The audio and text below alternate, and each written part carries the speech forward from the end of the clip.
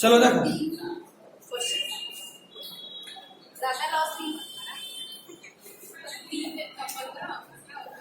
देखिए भाई, हमारा अगला टॉपिक है page 106 second paragraph. Oxygen enters the blood in lungs. ठीक है, यहाँ पे दो तीन बहुत इंपॉर्टेंट क्वेश्चन है। पहला क्वेश्चन जो है वो पेज नंबर 110 का सेकंड क्वेश्चन है, बहुत इंपॉर्टेंट क्वेश्चन। 110 सेकंड क्वेश्चन, बहुत इंपॉर्टेंट क्वेश्चन कि आखिर हायर एनिमल्स और बर्ड्स में ऑक्सीजनेटेड और डीऑक्सीजनेटेड ब्लड को सेपरेट करने का जरूरत क्यों है। तो उसका आंसर दिया हुआ है 106 oxygen enters the blood in lungs. मिला हेडिंग?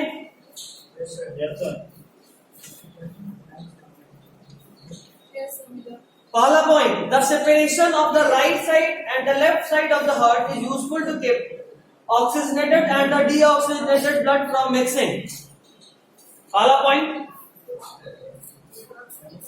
हार्ट का फिगर 6.11 दिखा 106 पे 6.1 का जो सबसे अपर मोस्ट डायग्राम है उसके जस्ट राइट साइड में एक बोल्ड में हेडिंग दिख रहा होगा, oxygen enters the blood in the lungs. मिला? उसके बाद का फर्स्ट लाइन अभी पढ़े, ये फर्स्ट पॉइंट है, मिक्सिंग तक फर्स्ट पॉइंट। मिला? सेकंड पॉइंट उसके बाद का line, such separation allows a highly efficient supply of oxygen to the body. मिला? और तीसरा पॉइंट उसके बाद वाला लाइन, this is useful in animals that have energy needs such as birds and mammals which constantly use energy to maintain their body temperature। ठीक है, देखो यहाँ पे दो चीज का ध्यान रखना, एक दो टर्म आता है, एक होता है वार्म ब्लडेड एनिमल,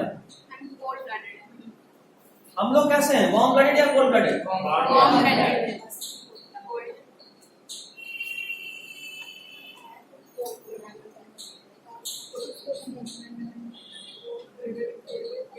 जरा डिफरेंस बताइएगा, क्या होता है वार्म ब्लडेड और कोल्ड ब्लडेड में डिफरेंस? वार्म ब्लडेड एनिमल्स अपना बॉडी का टेम्परेचर अपने एटमॉस्फेयर के हिसाब से चेंज कर लेते हैं। अगर बाहर ज्यादा गर्मी है, नहीं सॉरी हम उल्टा बोल रहे हैं, वो अपने बॉडी एटमॉस्फेयर के हिसाब से अपनी बॉडी का टेम्परेचर चेंज नहीं करते, क्योंकि लेकिन कोल्ड ब्लडेड एनिमल है वो अपने, हम लोग वार्म ब्लडेड ये सब लोग सोच रहा था, तो अभी तक क्या सोच रहे थे, हमारा खून गर्म होता है। अब फिर तो कुछ तो पता होगा ना वार्म ब्लडेड किसको बोलते हैं, जो अपने एटमॉस्फेयर के हिसाब से इनका बॉडी टेम्परेचर चेंज नहीं होता, कांस्टेंट होता है, और इनका बॉडी टेम्परेचर चेंज होता है सराउंडिंग के अकॉर्डिंग, सराउंडिंग के हिसाब से चेंज होता है।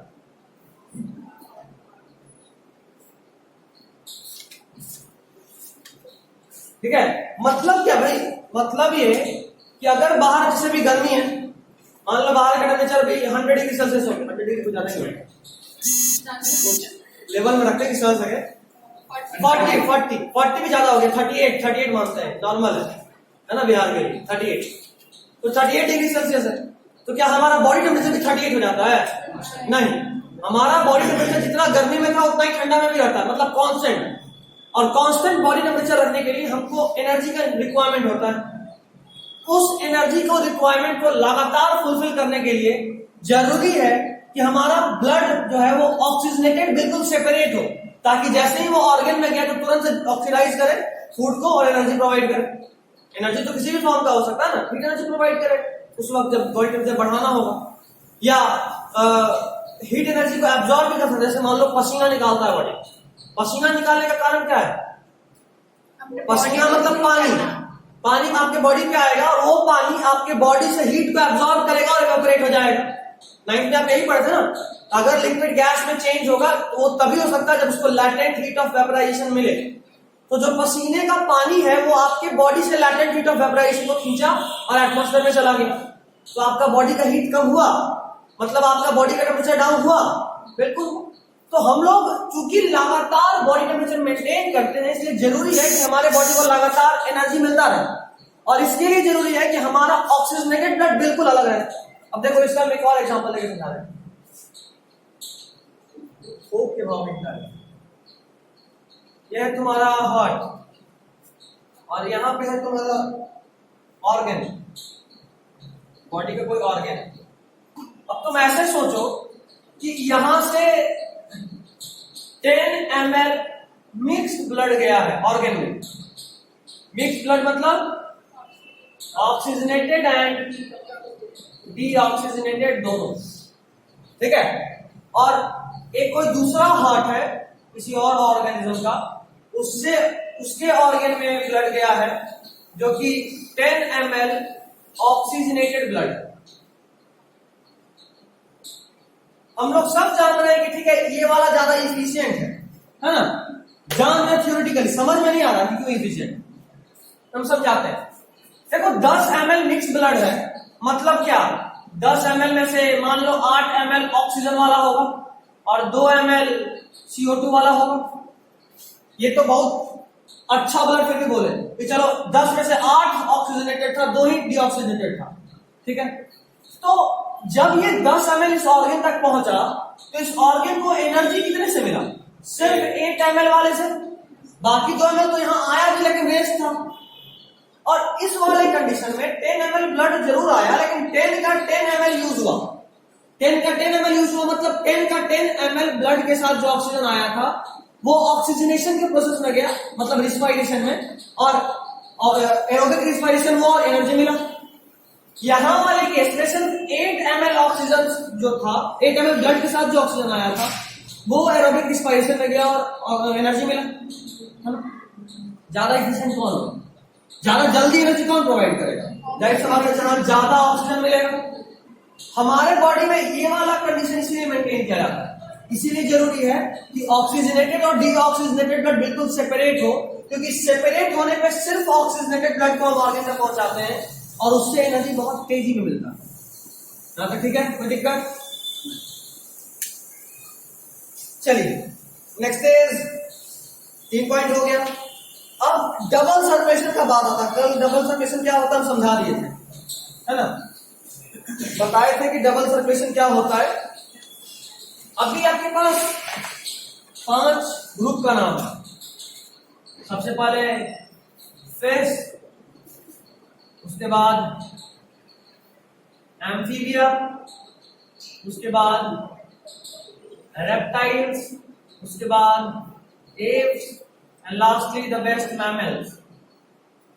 इनमें से कितना ऐसा ग्रुप है जिसमें डबल सर्कुलेशन मिलेगा? नंबर बताओ ना, 2 3 4 5 कितने ग्रुप में? 5 तो है ना,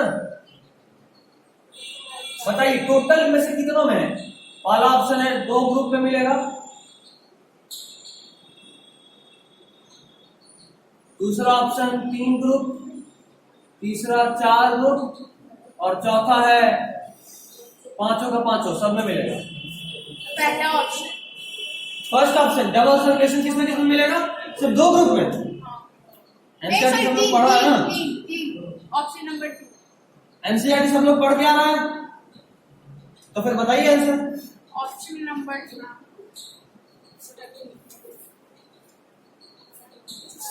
फिश को छोड़कर बाकी सब में डबल सर्कुलेशन मिलता है।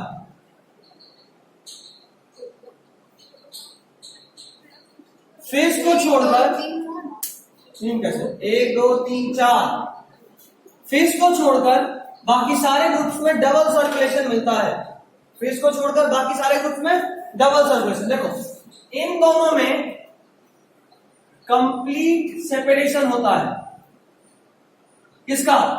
ऑक्सीजनेटेड एंड CO2, मतलब कि ऑक्सीजनेटेड और डीऑक्सीजनेटेड ब्लड का कंप्लीट सेपरेशन बिल्कुल अलग अलग होता है। इन दोनों केस में स्लाइट मिक्सिंग अकर्स, थोड़ा बहुत मिक्सिंग भी होता है ब्लड का, और इनमें पूरा पूरा मिक्सिंग नहीं होता है। और सिर्फ एकमात्र ऐसा ग्रुप है, लिख देते हैं, पहला complete mixing of blood occurs, और दूसरा पॉइंट सिंगल सर्कुलेशन। एकमात्र ऐसा ग्रुप है जहां सिंगल सर्कुलेशन होता है। छापिए जल्दी।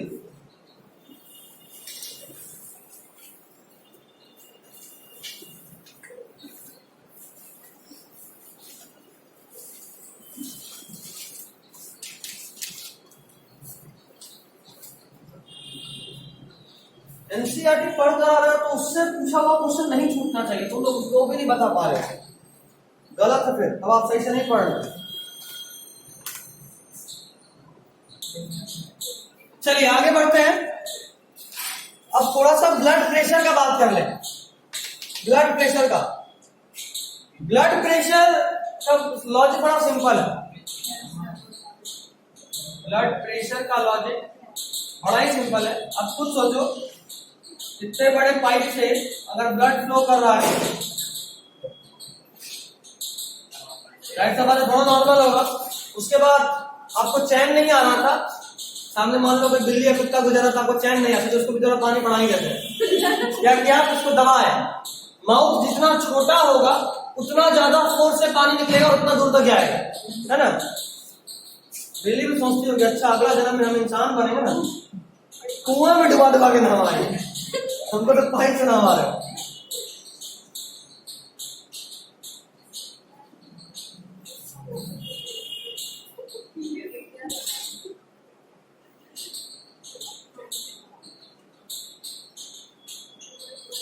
सब आपसे ल्यूमेन से पतला हो जाने की वजह से यहाँ पे प्रेशर बढ़ गया।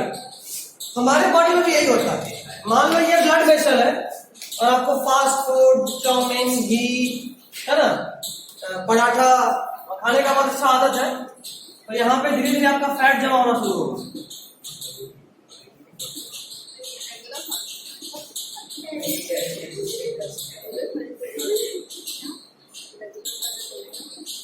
कोई बात नहीं, अभी एक बहुत कम है ना, धीरे धीरे काम आएगा।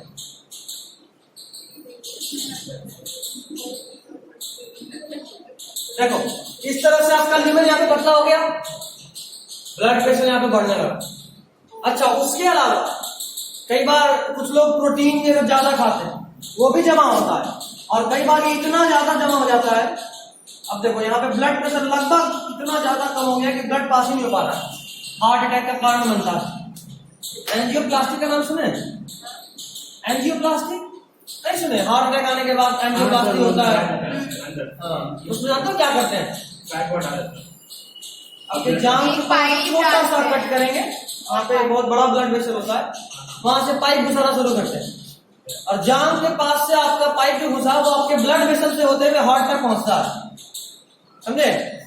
और अंदर में लाने के बाद इसी को साफ करते हैं। देखो पाइप से नोच नोच के उसको हटा दिए, ये क्लियर हो गया।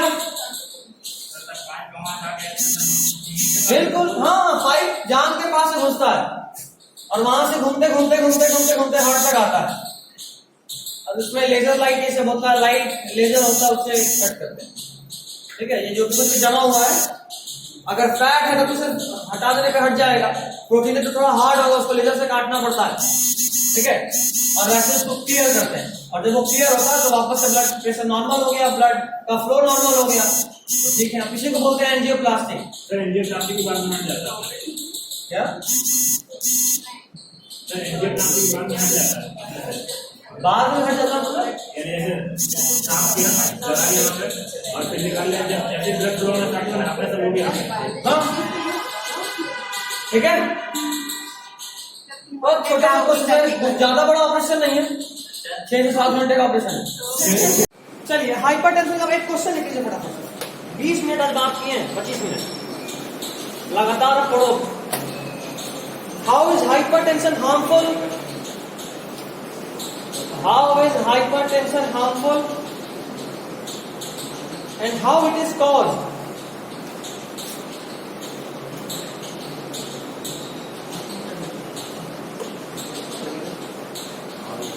How is hypertension harmful and how it is caused?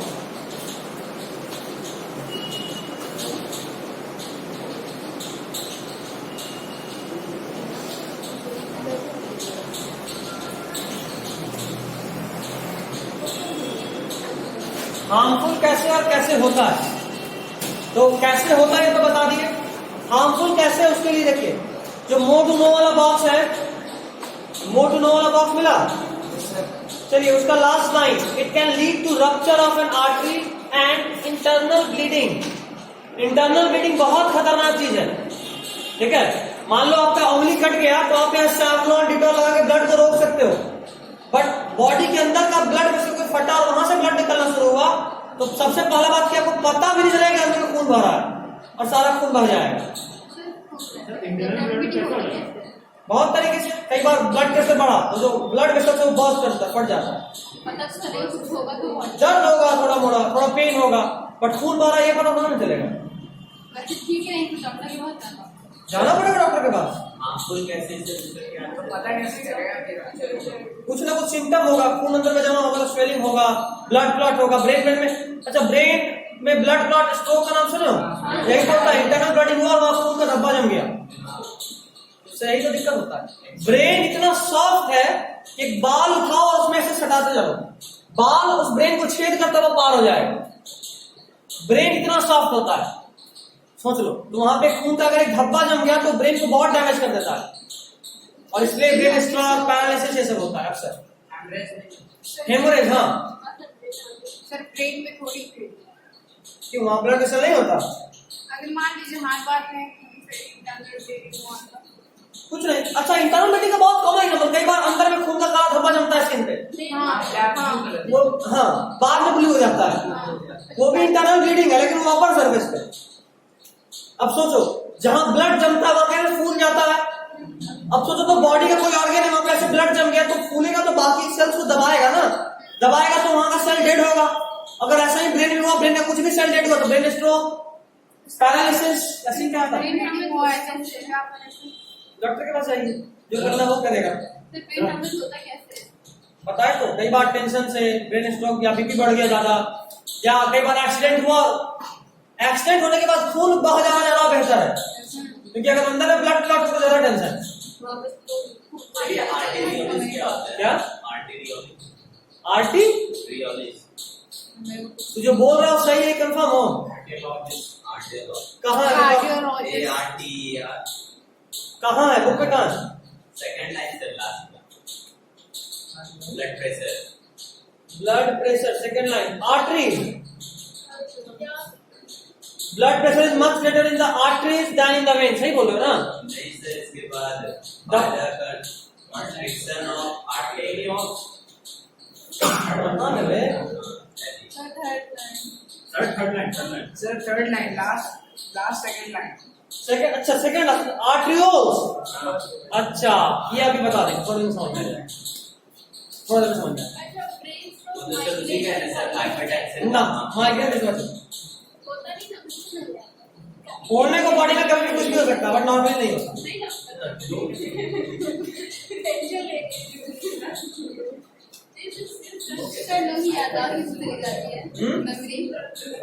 हमारे ब्रेन में एक्सीडेंट होता है हाँ, हाँ। क्लास 11th में अगर मिलिएगा तो हम बताएंगे अच्छे से ब्रेन का कितना सारा पार्ट होता है, कितना ऑर्गेन्स होता है। हाँ, ब्रेन का फोरब्रेन में एक एरिया होता है जो याद रखता है। सर पूरा एक बार मेमोरी का सकते हैं, सबको भूल सकते हैं, फिर याद कैसे आता था वापस सेल्स रिजर्वेट होता है, याद आएगा। सर डॉक्टर से लोग होता है, पता नहीं याद आ सकता है क्या? अगर ब्रेन में चोट लगा और उल्टी हो गई मतलब ब्रेन डैमेज ना कौन बताया? नहीं, ऐसा नहीं है, बट हो भी सकता है। कई बार क्या होता है कि वॉमिटिंग का जो सेंटर होता है ना हमारे बॉडी में, जो भी वॉमिटिंग होता है वो मेडुला से कंट्रोल होता है। तो ब्रेन में चोट लगा तो जरूर मेडुला पे कुछ असर पड़ा होगा, इस वजह से भी वॉमिटिंग हो सकता है, हो सकता है। बॉडी में कुछ भी देखो, कुछ भी कंफर्म नहीं करते, इसलिए तो बोले कुछ भी कंफर्म नहीं करते। बहुत सारे सिम्टम को एक साथ एनालाइज करते हैं। जैसे कोविड में फीवर आया तो फीवर आना कोविड का एक सिम्टम जरूर है, बट हर फीवर कोविड थोड़ा ना होता है, समझे बात? इसी तरह का वॉमिट आया, हो सकता है कि ब्रेन के वैसे भी हो, बट किसी और कारण से भी तो हो सकता है, जिसका डॉक्टर ही एनालाइज करता है तो बेहतर है। सर ऊपर वाला क्लास बताइए sir, how is hypertension harmful? अरे अभी तो पता है, आखिरी लाइन, मोर टू नो आखिरी लाइन। हार्मफुल से लाइक काउंसलर का हार्मफुल कैसे है? Internal rupture of an artery कर सकता है। आर्टरी को रप्चर मतलब आर्टरी फट गया तो ब्लड क्लॉटिंग शुरू हो जाएगा, इंटरनल ब्लीडिंग शुरू हो जाएगा, ठीक है? वीकनेस से होता है क्या? हाइपोटेंशन वीकनेस से होता है। हाइपोटेंशन हार्ट में एक प्रॉब्लम से होता है, हार्ट में अक्सर प्रॉब्लम होता है। टेंशन का इसमें कोई रोल नहीं है। बहुत रोल है, बहुत रोल है। एड्रेनलिन का नाम लिए थे कुछ समय पहले। एड्रेनलिन यही तो करता है, वो ब्लड वेसल को कंस्ट्रिक्ट कर देता है। कंस्ट्रिक्ट कर दिया तो बीपी हाई हो गया, एक्सपैंड कर दिया तो बीपी लो हो गया। हमारा बॉडी बहुत कॉम्प्लेक्स मशीन है। सोचो ना, हर पार्ट के लिए एक अलग डॉक्टर होता है। तुमको 10th में सब पढ़ लेना है। अभी सबको समझ में नहीं आएगा, सारा इन्फॉर्मेशन तेरे पास नहीं है। क्या आप बोले डॉक्टर बन सकते, कोई भी बन, सारे डॉक्टर बनने के लिए नहीं निकालना पड़ता है। कौन न्यूरोलॉजिस्ट बनेगा? सर ब्रेन और न्यूरॉन का डॉक्टर अलग होता है। न्यूरोलॉजिस्ट न्यूरो बनने के लिए ब्रेन 9 देखता मार्क्स है। आना पड़ता है। न्यूरो सबसे टॉप यही होता है, न्यूरो सबसे ज्यादा मार्क्स। सर सर्जरी तो सर्जरी वो तो फिर भी ठीक है। न्यूरो क्या, जो नीट पीजी का जो टॉपर होता है ना ऑल इंडिया लेवल का, उन सबको न्यूरो मिलता है। न्यूरो, कार्डियो, ऑर्थो, वो सब मेडिकल में आता है। क्या न्यूरो? हाँ, न्यूरो बहुत कम है, बहुत कम है।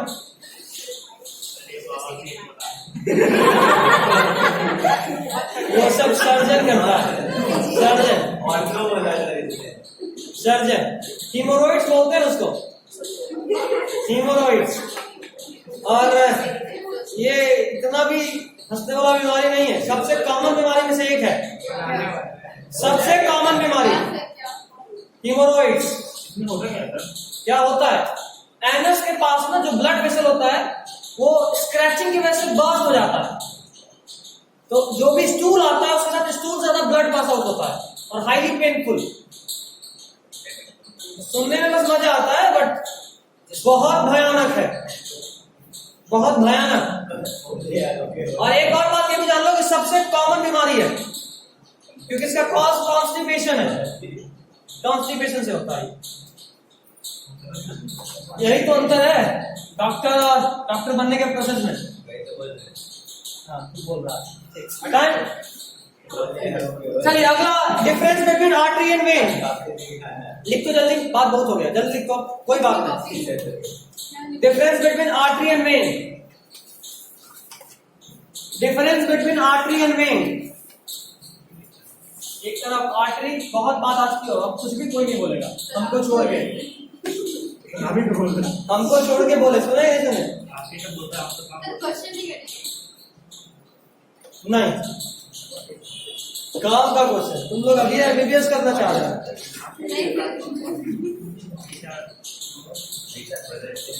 खैर चलो, आर्टरी में लिखो पहले हाई प्रेशर। कल बताए भी थे, हार्ट का आर्ट्रियम ज्यादा थिकर वॉल वाला होता है या फिर वेंट्रिकल? वेंट्रिकल। याद करो, नीचे वाले ने मोटा मोटा लाइन बनाए थे। बोले तो पूछे, हार्ट का कौन सा आर्ट्रियम और वेंट्रिकल में से किसका वॉल थिकर होता है? वेंट्रिकल। क्यों? दोनों ही होता है। ये वाला और ज्यादा होता है क्योंकि उनको पूरा ऊपर ब्लड भेजना। पूरा बॉडी में डायग्राम व्हाट वाला आखिरी में देखे, हाँ, पटुक बदल तो इस साइड का बोलते हैं। दोनों ही होता है।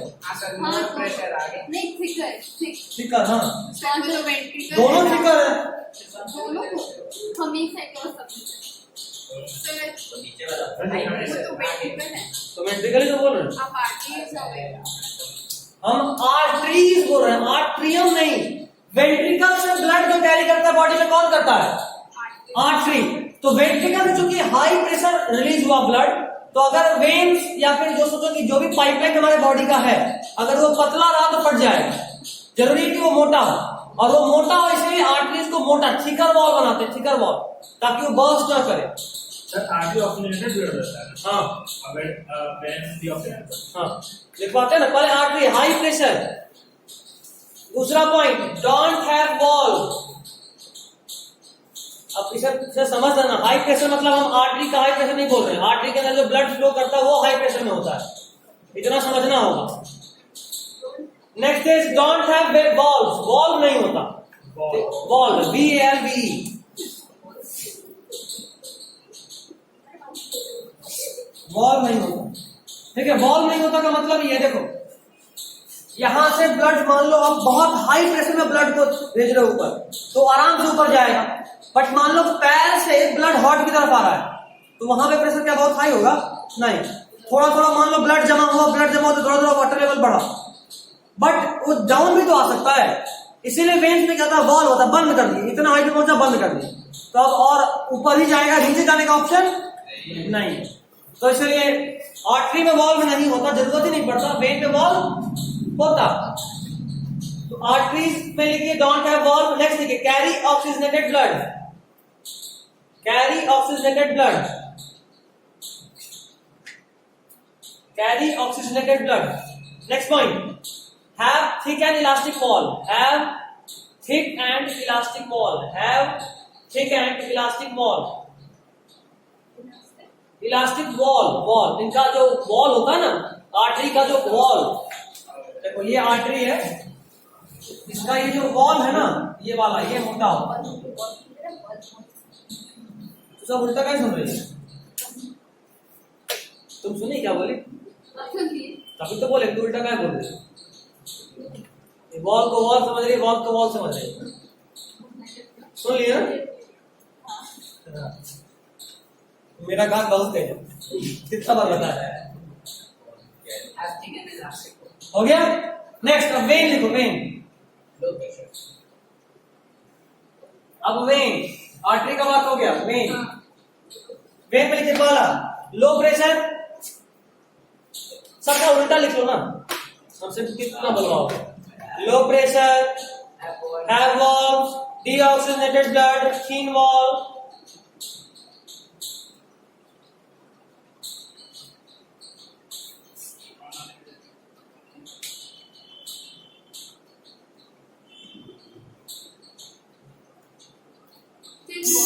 थिन वॉल, वॉल डब्ल्यू या डबल एल, तुम उल्टा मत थिन, हाँ पतला हो गया, हो गया। चलो अब अगला पेज नंबर 108, लिम्फ में आइए, क्वेश्चन लिख लीजिए। लिम्फ दिख रहा है, पेज नंबर 108 लिखिए। How are tissue fluid involve in transportation in humans. बताते रुको ना, प्लेटलेट टू कैसे भी पता है।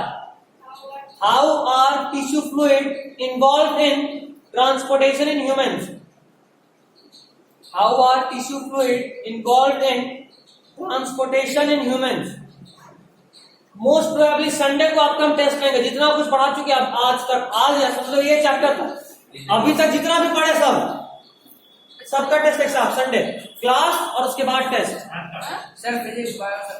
हाँ सब मिक्स।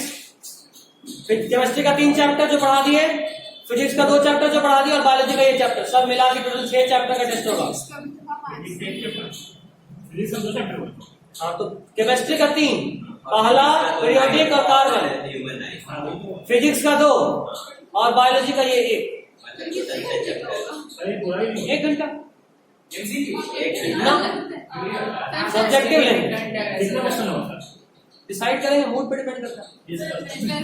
200 क्वेश्चन दिए थे एक बार, 1 घंटा का टाइम पर नहीं, हम हमेशा हाफ रखते हैं। अगर बायोलॉजी का ले रहे हैं एमसीक्यू तो जितना क्वेश्चन उसका हाफ टाइम, यानी 50 क्वेश्चन का टेस्ट लिए थे, 25 मिनट टाइम दिए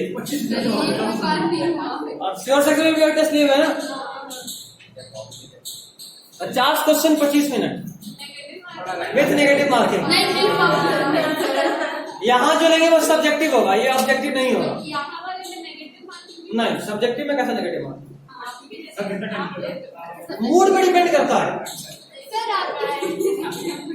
जब क्वेश्चन सेट कर रहे होंगे तब मेरा मूड कैसा है।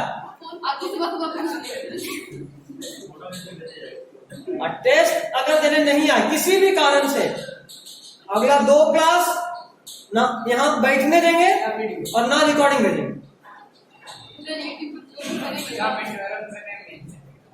हम प्राइवेट कर देंगे तो कैसे मिलेगा? सर थोड़ी ना होता है सर, सबके लिए हो जाएगा ना सर।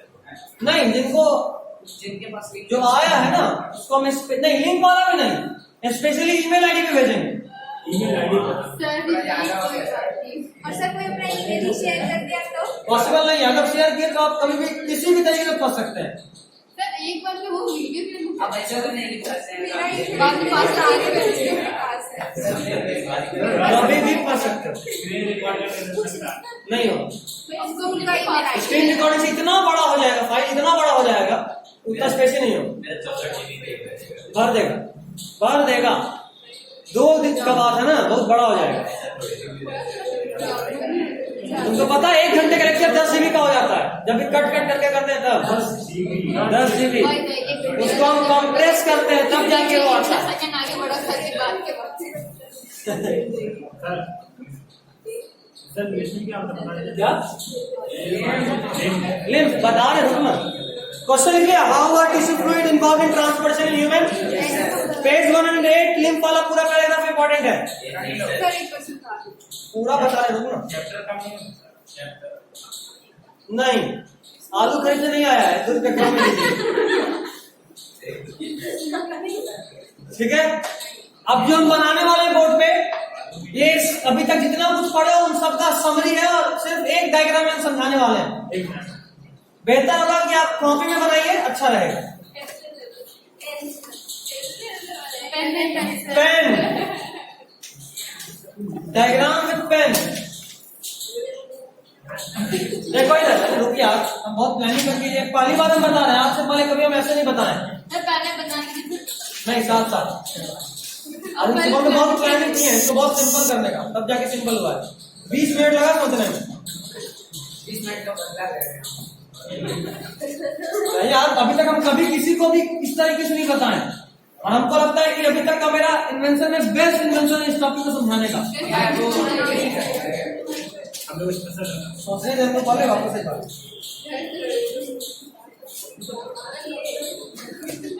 चलो ड्रॉ करते चलो।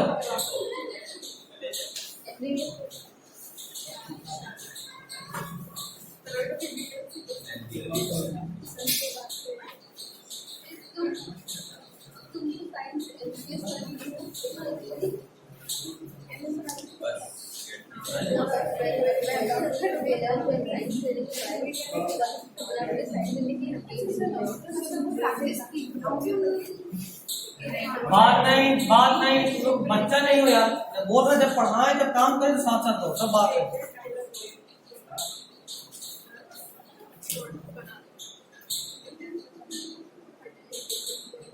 टेक्निक है ना वेट पे ध्यान देना, धीरे धीरे वेट कम हो रहा है। कैपिलरीज में चेंज।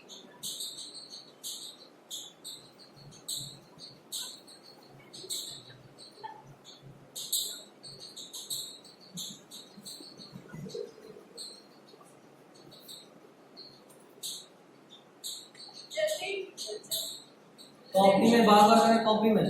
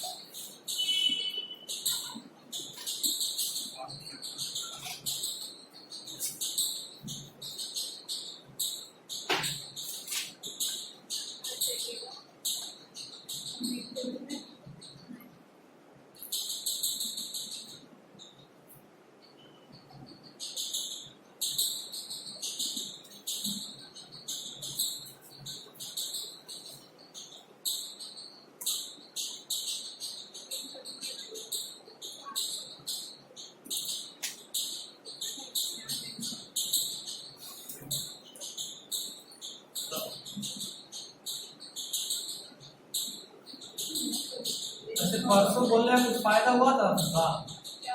परसों सुनने का कुछ फायदा हुआ था रात में? कल रात में ऑनलाइन आई थी?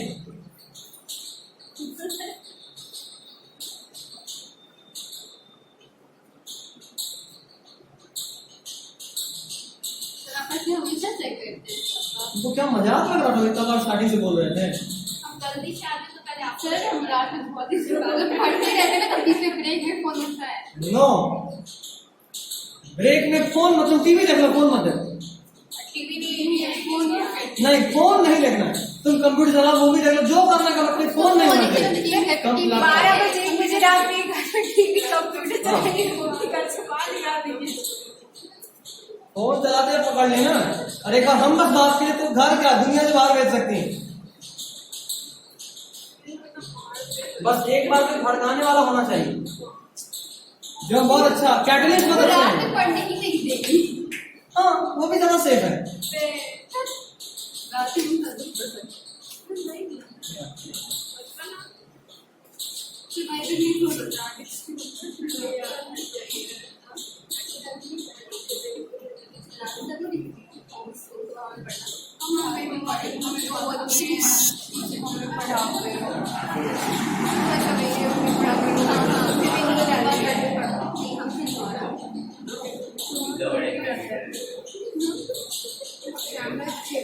ध्यान से देखना, इतना बढ़िया डायग्राम हमको लगता है मैं कैरियर में कभी बनाया है। ऐसा लग रहा है वो फिर और आगे है क्या? नहीं,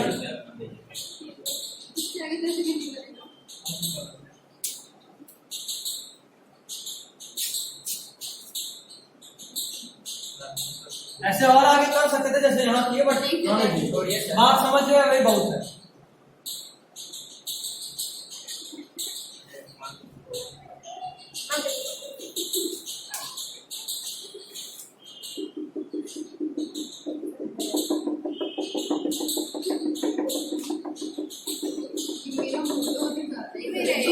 ये क्या हो रहा है?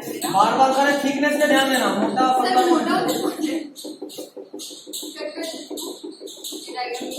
बस यही काम जो वैसे पेन बना यूज करा है। यहाँ चोरी पकड़ा जाता है,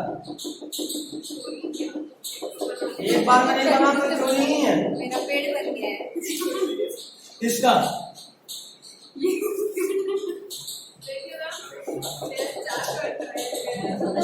अच्छा कोई बात नहीं, मैंने जॉकेट तुम लोगों से नहीं बन रहा, कोई बात नहीं, ये एग्जाम में तो नहीं बनाना, बट ये सीखने के लिए मेरा अभी तक का बेस्ट है। बार बार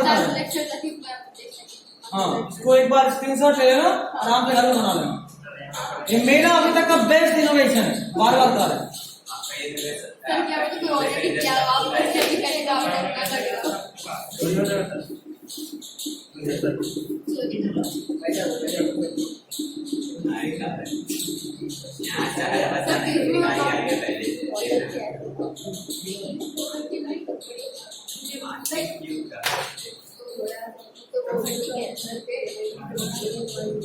ये सब फ्लूइड है।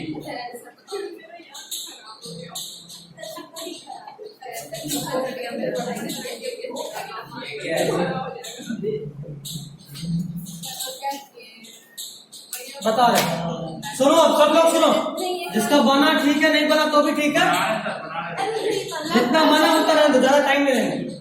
सुने वापस स्क्रीनशॉट लेना, वीडियो तो जाएगा नहीं। हाँ, बना कर देखना। देखो इधर देखो, इधर देखो, ये आर्टरी डिवाइड होता है तो पतला होता है, फाइनली कैपिलरी में कन्वर्ट हुआ। कैपिलरी फिर से देखो, कैपिलरी बना और फिर फाइनली वो वेन्स में कन्वर्ट हो गया। देखो ये जो यहाँ ब्लैक से दिख रहा है, यहाँ जो भी ब्लैक का डॉट दिख रहा है, ये है बॉडी का सेल। क्या है? बॉडी का सेल। और यहाँ तो कोई पता बाइक है, लेकिन उधर से आवाज कहाँ आ रहा है? वो तो घर है, घर के छत पे कोई बाइक चला रहा है। इस बात का टेंशन, बाइक को कम भी जान रहे हैं।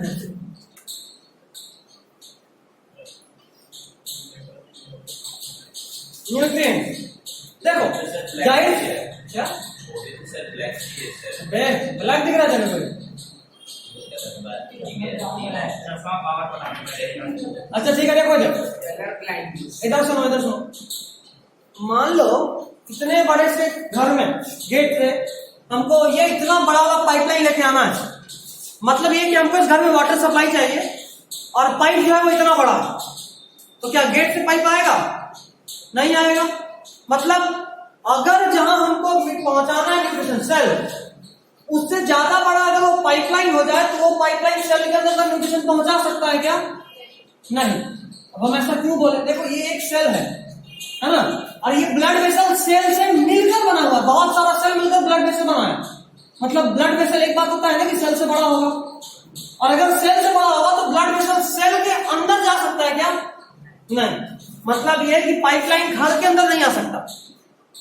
तो हमारा बॉडी क्या करता है कि पाइपलाइन से पाइपलेट्स निकालता है, छोटा छोटा पाइप, पतला पतला पाइप का एक नेटवर्क, ताकि हर घर तक पहुंचा सके। ठीक है, अब देखो यहां से वो पाइप का नेटवर्क बनते बनते इतना छोटा कैपिलरी की फॉर्म में कन्वर्ट हो गया। लेकिन कैपिलरी भी तो आखिर सेल से ही बना हुआ है ना, सेल से बना हुआ है, मतलब सेल से तो बड़ा ही होगा, मतलब कैपिलरी भी सेल के अंदर नहीं आ सकता। समझ में आ रहा बात? कैपिलरी भी सेल के अंदर नहीं जा सकता। तो न्यूट्रिशन सेल तक कैसे पहुंचा है? तो होता ही है कि यहां से जो फ्लूइड आया, कैपिलरी के पास बहुत सारा पोर्स होता है, छोटा छोटा पोर्स, वहां से न्यूट्रिशन कुछ बाहर निकलता है, न्यूट्रिशन एंटीबॉडी कुछ बाहर निकलता है। किसमें से बाहर निकल रहा है? ब्लड में से बाहर निकल रहा है ना। लेकिन ब्लड आया कैपिलरी के पास, वहीं बाहर निकल रहा है। कलर चेंज कर दो तभी ज्यादा समझ में, रेड कॉन्ट्रास्ट करेगा। देख पा रहे हो? मतलब ये कि पानी अगर घर तक नहीं पहुंच पा रहा है तो घर के गेट के पास जाकर नल चालू कर दिया और सारा पानी बहा दिए, पानी बहता हुआ घर के अंदर आ गया। समझे बात? हम पानी को पाइप के नेटवर्क के थ्रू घर के अंदर लाना चाह रहे थे, पाइप के नेटवर्क के थ्रू घर के अंदर लाना चाह रहे थे, लेकिन पाइपलाइन बहुत बड़ा था, घर के अंदर आ ही नहीं पा रहा था। तो फाइनली क्या किया कि घर के पास एक नल खोले और सारा पानी बहा दिए, जो घर के अंदर आ गया। जिसको जितना यूज करना है यूज करो। समझे बात? ब्लड का वो पार्ट जो इस कैपिलरी से बाहर निकल गया, ये जो ब्लू वाला पार्ट दिख रहा है इस डायग्राम में, डॉटेड ब्लू, जिसको हम बोले न्यूट्रिशन, ब्लड का न्यूट्रिशन जो भी आया है, यही सब फाइनली देखो यहां जमा होता है। देख रहे हो? और जब जमा होता है तो उन्हीं को बोलते हैं लिम्फ। मतलब लिम्फ कोई अलग चीज नहीं है, लिम्फ कोई अलग चीज नहीं है, ब्लड का ही वो पार्ट जो ब्लड वेसल के बाहर निकलकर सेल तक जाता है न्यूट्रिशन प्रोवाइड करने के लिए, उसी को बोलते हैं लिम्फ। अच्छा, अगर ऐसा हुआ तुम्हारे बॉडी में मान लो 5 लीटर खून दौड़ रहा था, 2 लीटर तो बाहर निकल गया, तब तो 3 लीटर ही खून बचेगा बॉडी में। ऐसा 2-3 दिन के बाद तो सारा खून ही खत्म हो जाएगा। समझ रहे हो बात? तो इसके लिए क्या होता है कि जो यहां बाहर निकला, देखो फिर से जमा होता है इस पाइपलाइन के थ्रू, वापस आकर किसमें मिल रहा है? वेन में। इससे ब्लड का वॉल्यूम कांस्टेंट रहता है। 2 लीटर बाहर निकला था, 2 लीटर फिर से जाके खून में मिल गया। समझे बात? अच्छा, लिक्विड तो बाहर आ गया, लेकिन ये जो कैपिलरी है ना, ये 1 सेल थिक होता है, सिर्फ 1 सेल का लेयर होता है। 1 सेल का लेयर होने की वजह से यहां से डिफ्यूजन ऑफ ऑक्सीजन पॉसिबल है, ऑक्सीजन का डिफ्यूजन पॉसिबल। तो देखो यहां से जो ब्लड आया था ऑक्सीजन लेकर आया था, यहां पहुंचा, ऑक्सीजन सेल यूज कर लिया। अब जो ब्लड आगे गया, ऑक्सीजन सेल यूज कर चुका है, और बदले में इसमें क्या भर दिया है? CO2। तो ऑक्सीजनेटेड ब्लड यहां पे डीऑक्सीजनेटेड में कन्वर्ट हो गया, हो गया। तो बड़ा छोटा होते होते कैपिलरी में कन्वर्ट हुआ, जो कि 1 सेल थिक है। वही कैपिलरी फिर ज्वाइन, रीज्वाइन, देख रहे हो यहां तक बढ़ रहा था, यहां के बाद रीज्वाइनिंग शुरू हुआ, रीज्वाइन होते होते वेन में कन्वर्ट हुआ, और फिर फाइनली हार्ट तक पहुंच गया। समझे बात? यहां पे अगर हार्ट बना दे, ऐसे लिख के हार्ट, तो ये वाला अरोटा था, अरोटा से ब्लड आया, घूम गया, लौटने के बाद देखो ये सब वेना कावा है। क्या है ये? Vena cava. सुपीरियर इंफीरियर जो भी हो, जो डीऑक्सीजनेटेड ब्लड लेकर वापस हार्ट में आएगा। आइए, सब बुझा गया, आ गया? यही पूरा पैराग्राफ में लिखा हुआ है, लिम्फ टिम्फ जो भी है, एक बार पढ़ लीजिएगा, समझ में आ जाएगा। अच्छा, एक टर्म लिख रहा है एक्स्ट्रा सेलुलर स्पेस, लिम्फ में लास्ट पैराग्राफ का लाइन है। और कोई आर्ट्रियोल में हमसे पूछा था ना साजन, देखो आर्टरी था, आर्टरी डिवाइड कर करके आर्ट्रियोल बनाता है, डिवाइड करके आर्ट्रियोल बनाता है। ठीक है? अच्छा, एक और बात याद करो, एक्स्ट्रा सेलुलर स्पेस का नाम दिया है। 2 सेल के बीच का जो स्पेस है ना, उसको बोलते हैं एक्स्ट्रा सेलुलर स्पेस। सेल के अंदर का जो स्पेस है उसको बोलते हैं इंट्रा सेलुलर स्पेस। सेल के बाहर जो उसको बोलते हैं एक्स्ट्रा, सेल के अंदर जो उसको बोलते हैं इंट्रा। आई गेस कुछ भी थोड़ा बड़ा डिजाइनिंग करना है कर लीजिए, 2 मिनट का टाइम। ये देख, एक ऐसा भी आया है, बहुत टाइम है। Next is transportation plant. हटाएं। उम्मीद करते हैं कि अब ये पूरा टॉपिक समझ में आ क्रिस्टल क्लियर हो गया होगा। डायमंड के डायमंड यूरेनियम यार तुम खतरनाक वर्ड का यूज करते हो। से वो क्रिस्टल से ज्यादा क्लियर होता ये है। क्लियर आदमी ही हो जाएगा क्लियर। ये टेस्ला वाले से एक बार खिला दे।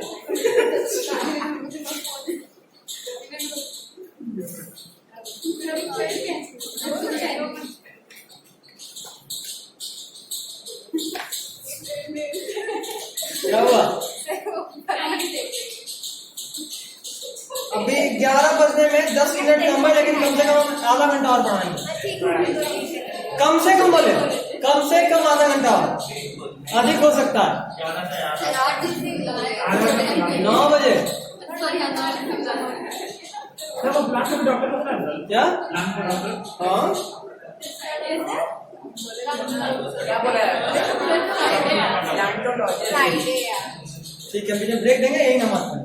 इनके पास फिर नहाना है। अच्छा कोई बात, आधा घंटा बाद भी चलेगा।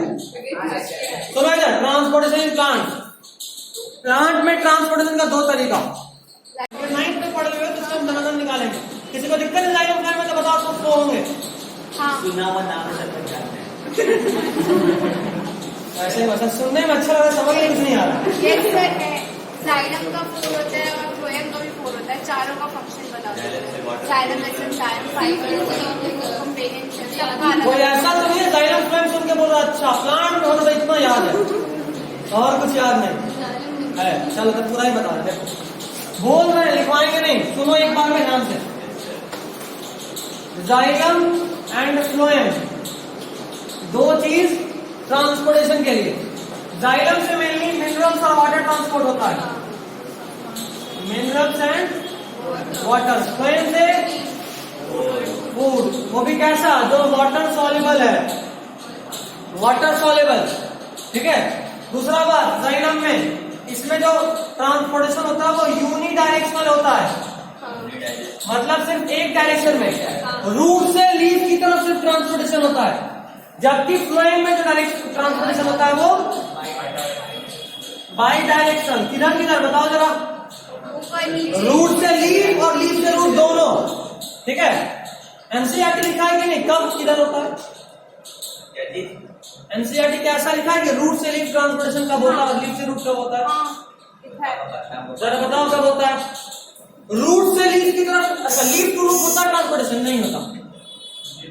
फ्लोएम में लीफ टू रूट होता है या नहीं? सर होता है सबको। कब होता है? फूड पहुंचाने वक्त। वहां जो फूड बना वो बॉडी के सारे पार्ट में पहुंचाना है प्लांट के, तो नॉर्मल लीफ टॉप पे होता है, रूट नीचे होता है। बट रूट टू लीफ होता है क्या कभी? कब होता है? जाइलम में। हम फ्लोएम में पूछ रहे, जाइलम बाय डायरेक्शन थोड़ा ना, फ्लोएम बताओ। फ्लोएम में कब होता है रात में ना? सर जब कभी कभी एक मिनट सर हानि कौन सर होता है मुझे एनसीईआरटी पेज 110 क्वेश्चन के जस्ट ऊपर का last line. In the spring, sugar stored in the root or stem tissue would be transported to the birds which need energy to grow. जरा इसको हम थोड़ा भावनात्मक तरीके से समझाते हैं। देख बाबू, नॉर्मली तो लीफ है, खाना बनाएगा, बाकी सब खाएगा, बट एक मौसम आता है पतझड़। सुने इंग्लिश में क्या बोलते हैं? ऑटम। सारा पत्ता नीचे गिर गया, प्लांट पे पत्ता नहीं होता, नंगा हो जाता है बेचारा प्लांट, है ना। लेकिन क्या उस वक्त प्लांट जिंदा होता है कि बिना खाए मर जाता है? जिंदा होता है। क्यों जिंदा होता है? क्योंकि उसका फूड जो नॉर्मली रूट में स्टोर होता है, याद करो रूट में ल्यूकोप्लास्ट होता था, 9th में पढ़े थे। ल्यूकोप्लास्ट जो कलरलेस था और सिर्फ फूड स्टोर करता था। तो साल भर जो भी फूड रूट के ल्यूकोप्लास्ट में स्टोर हुआ, ऑटम या स्प्रिंग में वही फूड वापस ऊपर जाता है, क्योंकि उस वक्त पत्ता नहीं होता, तो खाना तो बन नहीं रहा, तो जो स्टोर फूड है वही ऊपर जा रहा है। तो फ्लोएम में दोनों तरफ और direction, normally leaf to root, but जरूरत पड़ने पर रूट टू लीफ भी। समझे नहीं समझे? हाँ, नॉर्मली सीजन नहीं होता, ऑटम में होता है। स्प्रिंग में क्या होता है ना कि चूंकि फ्लावरिंग बहुत ज्यादा होता है, तो बर्ड जैसे बनने के लिए हाई एनर्जी चाहिए, सिर्फ पत्ते की एनर्जी से काम नहीं चलता, तो उस वक्त भी रूट से जाता है ऊपर फूड, ठीक है। चलिए अब देखो, जाइलम के केस में बात करें, अगर जाइलम के केस में वाटर ट्रांसपोर्टेशन कैसे होता है? जाइलम रूट के थ्रू सॉइल से वाटर एब्जॉर्ब करता है, रूट के थ्रू सॉइल से वाटर एब्जॉर्ब करता है, उल्टा बना दिया बना, ठीक है। सॉइल से पानी पीछे रूट में, रूट से गया जाइलम में, जाइलम से ऊपर गया लीफ तक। टर्म से यहाँ तक कोई दिक्कत है? दिक्कत नहीं है, ठीक है। अब एक बात जानो, वेबसाइट स्पेशली लिखा है, आखिर पानी यहां से यहां जाता क्यों है? सहन करता जाना इसलिए ऑस्मोसिस। ऑस्मोसिस क्यों होता है? ऑस्मोसिस ऑस्मोसिस तभी होगा जब कंसंट्रेशन ग्रेडियंट हो। आयंस। हाँ, रूट क्या करता है ना, सॉइल में से जबरदस्ती आयन को एब्जॉर्ब करता है, आयन को एक्टिवली एब्जॉर्ब करता है। एक्टिवली मतलब एनर्जी यूज करके, एनर्जी यूज करके आयन को सॉइल से रूट में खींच लिया।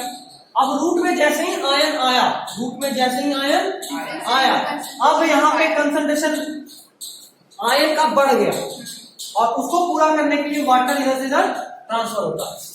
तो पहले आयन को एक्टिवली रूट में खींचते हैं और आयन यहाँ आने के बाद अब ऑस्मोटिक डिफरेंस क्रिएट हो जाता है, क्योंकि यहाँ कंसंट्रेशन बढ़ गया आयन का। तब पानी सॉइल से रूट की तरफ आता है बराबर होने के लिए, कंसंट्रेशन को बराबर करने के लिए, और पानी आता है उसको आगे खेलते चले जाते हैं, समझे। यहां पे रूट प्रेशर लगा के जाइलम में पानी फेंक रहा है, रूट प्रेशर लगाकर जाइलम में पानी फेंक रहा है और इसको बोलते हैं रूट प्रेशर। क्या बोलते हैं? Root pressure. रूट प्रेशर लगाकर जाइलम में पानी फेंक रहा है, इसको बोलते हैं रूट प्रेशर। एक तो ये। चलो फिर से जूस में चलते हैं। पानी क्या पीते हैं? जूस पीते हैं। जूस जब पीते हो पाइप से तो कैसे पीते हो? खींचते हो। सबसे पहले आप हवा को खींचते हो, एयर सक करते हो। एयर सक करने की वजह से पाइप में एक वैक्यूम क्रिएट हो जाता है और उस वैक्यूम को फिल करने के लिए जूस पाइप के अंदर आता है। यही होता है ना। आप पहले पाइप का एयर सक किए, एयर सक किए तो पानी जो भी वहां जूस था, एयर था, वो खत्म हुआ और जूस ऊपर आ गया। प्लांट भी वैसे ही करता है। प्लांट को पता है, उसको भी जूस पीना आता है। वो क्या करता है? मेरा ये वो का बेस्ट ड्राइंग था। सबका बेस्ट होता है। हाँ, हम जो भी ड्राइंग बनाए हैं उसमें से ये बेस्ट है। डायग्राम अच्छा बनाते हैं, सबसे ज्यादा डायग्राम बनाएंगे, पर ड्राइंग के बेस्ट है। हरा हरा, तना भी हरा हो गया, इसको बोलते हैं एक्साइटमेंट। खैर देखो, पानी आया लीफ तक, लीफ क्या किया कि अपना स्टोमाटा ओपन किया और यहां से पानी को ट्रांसपिरेशन के थ्रू लॉस करना शुरू किया। नाम तो सुना ही होगा ट्रांसपिरेशन का। ट्रांसपिरेशन से पानी लॉस करना शुरू किया। अब जैसे ही यहां से पानी भाप बनकर निकलना शुरू हुआ, यहाँ पे गैप्स क्रिएट होना शुरू हुआ। गैप्स मतलब वैक्यूम, और उस वैक्यूम को फिल करने के लिए यहां से पानी पर खींचा चला जाता है। अच्छा, स्टोमाटा ओपन कब होता है? दिन में या रात में? दिन में। मतलब ये वाला जो प्रोसेस को बोलते हैं ट्रांसपिरेशन पुल। क्या बोलते हैं? Transpiration pull. और ये ट्रांसपिरेशन पुल सिर्फ डे टाइम में काम आता है। कब काम आता है? डे टाइम में। नाइट के वक्त में चूंकि स्टोमाटा बंद होता है, ट्रांसपिरेशन पुल नहीं होता, तो नाइट के वक्त में जो काम आता है वो है रूट प्रेशर। ठीक है। अच्छा, इससे एक और चीज ज्यादा शायद तुमको बताए थे या बोलना श्योर नहीं, इसलिए दोबारा बोल रहे हैं। ऑक्सीजन कैरी आरबीसी के थ्रू होता है और CO2 प्लाज्मा में डिसॉल्व फॉर्म में कैरी होता है हमारे बॉडी में। ऐसा एनसीईआरटी लिखा है। कहां लिखा है बता देता हूं। एनसीईआरटी पेज नंबर 105, एक्टिविटी के नीचे का third line, fourth line, actually last word देखो, कार्बन दिख रहा है, उसके पहले पढ़ो, carbon plasma transport food, carbon dioxide and nitrogenous waste in dissolve form. मिला? पेज 105, एक्टिविटी के नीचे चौथा लाइन, लास्ट वर्ड, कार्बन दिख रहा है। मिला? याद रखिएगा, हमारे बॉडी में ऑक्सीजन का ट्रांसपोर्ट आरबीसी के थ्रू होता है और CO2 का ट्रांसपोर्ट प्लाज्मा के थ्रू डिसॉल्व फॉर्म में होता है। मिला सबको? अभी तक मिला था? नहीं मिला था? पहली बार सुन रहे? एनसीईआरटी में नहीं मिला? क्या? कार्बन से कहां तक? अरे उसके पहले पढ़ो, plasma transport food, carbon dioxide and nitrogenous waste in dissolve form. मिला? इससे ये पता चल गया ना कि कार्बन डाइऑक्साइड के ट्रांसफर प्लाज्मा में होता है डिसॉल्व फॉर्म के थ्रू। ठीक है, चलिए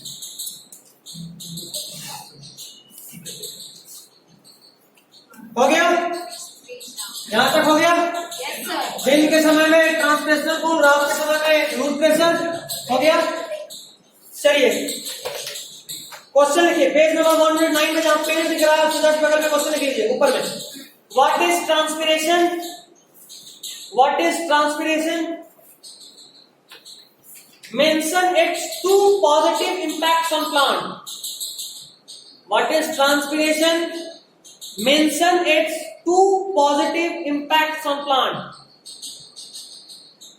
ट्रांसपिरेशन क्या होता है, उसका 2 फायदा बताना है प्लांट में।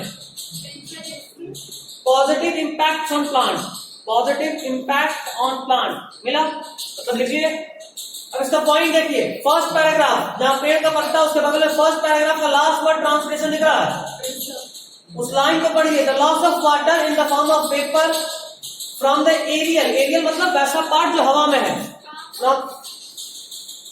एक्टिविटी 6.8 दिखा, activity 6.8 first paragraph last line. The loss of water in form of vapor from the aerial part of plant is known as transpiration. अरे पीछे वाला पंखा बड़ा हल्ला कर रहा, बंद कर, बहुत हल्ला कर रहा है। ओह फाइनली शांति। अभी सब हल्ला करेगा सर। अब कुछ आएगा, पता चल जाएगा ना। अब कहीं तू बोल दिया, तू ही ना कुछ आ जाए। अभी तो लगेगा। हमको सब तेरे पे ज्यादा है, हम पूछे ना पूछे, जिसके बारे में बोला वो पूछे। और नीचे तो यहाँ ऐसे भी बेसमेंट से होकर गुजरना है, कहाँ कोना में दबा के भूल दिया पता भी नहीं चला। ठीक है, चलिए ट्रांसपिरेशन समझ गया। नेक्स्ट पैराग्राफ का पहला line, transpiration helps in absorption of and upward movement of water and mineral dissolved in it from root to leaf. मिला ये फर्स्ट पॉइंट। और उसके बाद second point, it also causes या it also help in temperature regulation. मिला 2 positive impact है, मतलब ये उसके बॉडी को ठंडा भी करता है, टेम्परेचर रेगुलेशन। हाँ देखो ठीक वैसे ही जैसे हमारे बॉडी में जो काम पसीना करता है वही काम इनके बॉडी में ट्रांसपिरेशन करता है। देखो यहाँ जो वाटर था वो latent heat of vaporisation leaf से लिया और उड़ गया। सोचो ना, इतना गर्मी में जब हमारा स्किन झुलस जाता है, पत्ता नहीं जलता। देखते हो कुछ पत्ता जिसको पानी नहीं मिला वो झुलस जाता है उसका पत्ता, बट कुछ पत्ता फिर भी हरा होता है गर्मी के दिन में। वो हरा क्यों होता है? वो एक्चुअली उसका जो पानी चूंकि उसके पास है तो अपना स्टोमाटा खोलता है और उसका जो पानी है वो पत्ते में से हीट को एब्जॉर्ब किया, हवा बन के उड़ गया, वेपर बन के उड़ गया, तो पत्ता का टेम्परेचर डाउन हो गया ना, तो जलेगा नहीं। इग्निशन टेम्परेचर जब तक नहीं मिलेगा वो जलेगा कैसे? समझे बात? और जो जल जाता है वो मतलब वहां पानी का कमी था, इतना पानी नहीं था कि उसको निकालते रहे। समझे बात? पेड़ में कई जगह होता है। जो पेड़ होता है उसको हर वक्त पानी थोड़ी दिया जाता है। उसके पास सॉइल से नीचे में सीवरेज जो गुजरता है पानी का, बहुत बढ़िया सोर्स है। उतना पानी में तो कोई अच्छे से नहा धोवा ले, इतना पानी मिलता है। खैर page number 109 last paragraph, transport of food and other substance. Board में दिख रहा है हेडिंग, यस सर। इसमें बस इतना लिखा हुआ है कि हमारे जो प्लांट्स है ना उनमें जो फ्लोएम के थ्रू ट्रांसपोर्टेशन होता है वो मेनली फूड डिसॉल्व फॉर्म में ट्रांसपोर्ट करता है, और जो वैसा ट्रांसपोर्टेशन उसको बोलते हैं translocation. Transportation of food in dissolve form is known as translocation in case of phloem. Transfer यहाँ दिया हुआ है सर। हाँ बिल्कुल दिया हुआ है, तो बोल रहे हैं the transport of soluble product of photosynthesis is called translocation and it occurs in the part of vascular tissues known as phloem. उसके बाद फ्लोएम के जस्ट नीचे का वर्ड देखो, अमीनो एसिड दिख रहा, ये भी इंपॉर्टेंट है। और last line, substances takes place in the sieve tube. Sorry, last line पूरा पढ़ो। The translocation of food and other substance takes place in sieve tubes with the help of adjacent companion cell in both upward and downward direction. मिला? याद करो कल हम बताए थे कि बहुत सारा ऐसा सेल होता है जिसका न्यूक्लियस नहीं होता है। एक बोले थे आरबीसी और एक बोले थे सीव ट्यूब, और बोले थे कि सीव ट्यूब को उसको कंट्रोल कौन करता है? उसके जस्ट बगल में कंपेनियन सेल होता है वो करता है। वो इसी के बारे में दिया हुआ है। सीव ट्यूब के थ्रू ट्रांसपोर्ट होता है, उसको कंट्रोल करता है कंपेनियन सेल, उसके हेल्प से ऐसा होता है। ठीक है यहां तक? चलिए अब आइए एक्सक्रीशन। यहां से तो मेरा टेंशन खत्म हो गया, अब कुछ पढ़ने को है ही नहीं एक्चुअली। बता देते नेफ्रॉन, देखो पता जल्दी बताइए। जो भी चीज में डायग्राम है ना वो बताना मेरे लिए बहुत आसान है। डायग्राम बनाए, यहाँ पे ऐसा कहानी सुना दी कि कहानी खत्म हो गया, कहानी ऐसा सुनाओ कि कहानी खत्म।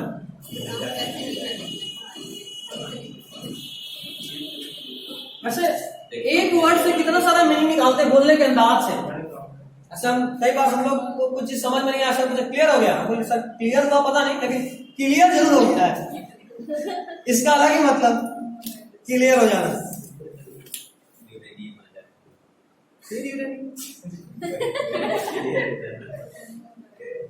तुम क्या चाहते हो, साफ करना या सपाचट करना? वही तो मुझे क्लियर सपाचट, इसी का मतलब होता है यूरेनियम। लड़का को यूरेनियम का धक्का लगा है, हर बात में यूरेनियम उछल करके आ जा रहा है मैडम की तरफ। खैर चलो अब एक्सप्रेशन का सुनो, एक्सप्रेशन सुनो, डायग्राम देखो, डायग्राम तुम्हारे बुक में समझा देंगे। पेज 110 आपको आपका प्यारा सा किडनी दिख रहा है, एक बेच भी सकते हो। सबसे बढ़िया बैंक का लॉकर यही है, पैसा क्या कमाना, जब घर में पड़ा हो सोना फिर खाए करो ना, है ना। सबके घर में 5-6 किडनी तो एक्स्ट्रा होता ही है, 4 तो कम से कम, 4 का फैमिली है तो, है ना। घर में पड़ा हो सोना फिर काहे करो ना। हाँ तो सोना है। किडनी का किडनी बेचने का कितना क्या रेट करना होता है? Good question. किडनी बेचने में कितना पैसा मिलता है? किडनी बेचने का पता नहीं, लेकिन किडनी का धंधा करने का और पैसा मिलता है। हाँ वही सर। सर एक बेचने का बताइए। इसको अपने यहाँ टेंशन है, मेरा एक किडनी बिका तो कितना मिलेगा ऐसा, या तो कोई तीसरा किडनी खरीदना नहीं ना। देखो शरीर में 2 किडनी का जगह है, तीसरा का फिट नहीं होगा। Backup plan.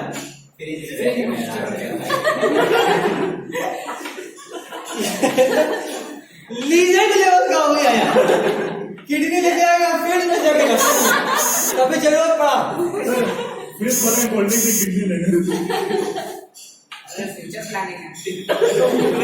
कोल्ड ड्रिंक के बजाय अगर किडनी लोगे ना तो किडनी में यूरिन मिलना है, कोल्ड ड्रिंक नहीं, वो अलग टेंशन है। वहां से जब जूस मिलेगा उसका क्या ही करना, नाइट्रोजनस जूस जो कि तुम्हारे तुम लोग का अलग ही धंधा यार, पक्के मेडिकल स्टूडेंट बन गए। आपको पता जब हम लोग 11th में थे ना, तो एक लड़का था, उसको बायोलॉजी का एक झटका लगा था कि उसको जब भी गाली देना हो तो तेरे को ना लेप्रोसी हो जाए। ये तो गाली था, मतलब बोले गजब यार, मतलब एक से एक बीमारी हम लोग को पढ़ना होता है। अब वो हर बीमारी पे भगवान कहे तो उसको यही बीमारी से मरे, बोले यार ये तो मेडिकल वाला गाली है, एग्जैक्टली डॉक्टर बन गया ये लड़का, डॉक्टर वाला गाली दे रहा है, ये बीमारी हो जाए वो बीमारी हो जाए, बोले हद है यार। वैसे लेप्रोसी बहुत खतरनाक बीमारी है, पता है क्या बोलते हैं इसको? कुष्ठ रोग का नाम सुना हो? नहीं। किसी किसी को देखोगे इसका हाथ पर पूरा बैंडेज बना होता है, एक्चुअली उसी को बोलते हैं कुष्ठ रोग। उसमें क्या होता है कि आपके बॉडी में इंफेक्शन लगता है, बैक्टीरिया के वैसे होता है, और वो बैक्टीरिया इतना जबरदस्त है कि जहां लग गया, ऐसे तो इसका इलाज अब पॉसिबल है बट पहले नहीं था, तो उस पूरे ऑर्गन को सड़ा देता है आपके शरीर में। मतलब अगर आपके हाथ में आया लेप्रोसी तो आपका पूरा हाथ सड़ जाएगा, उसको काटना पड़ेगा, काटना पड़ेगा, और धीरे अब हो सकता है बिल्कुल, अब उसका इलाज पॉसिबल है। और हाईली इन्फेक्शियस जो आप में सटेगा उनको भी होने का चांसेस बहुत हाई है, और इसीलिए पहले सब कोई इलाज नहीं करता था, डॉक्टर्स में अंधविश्वास बहुत ज्यादा था, कोई इलाज नहीं करता था।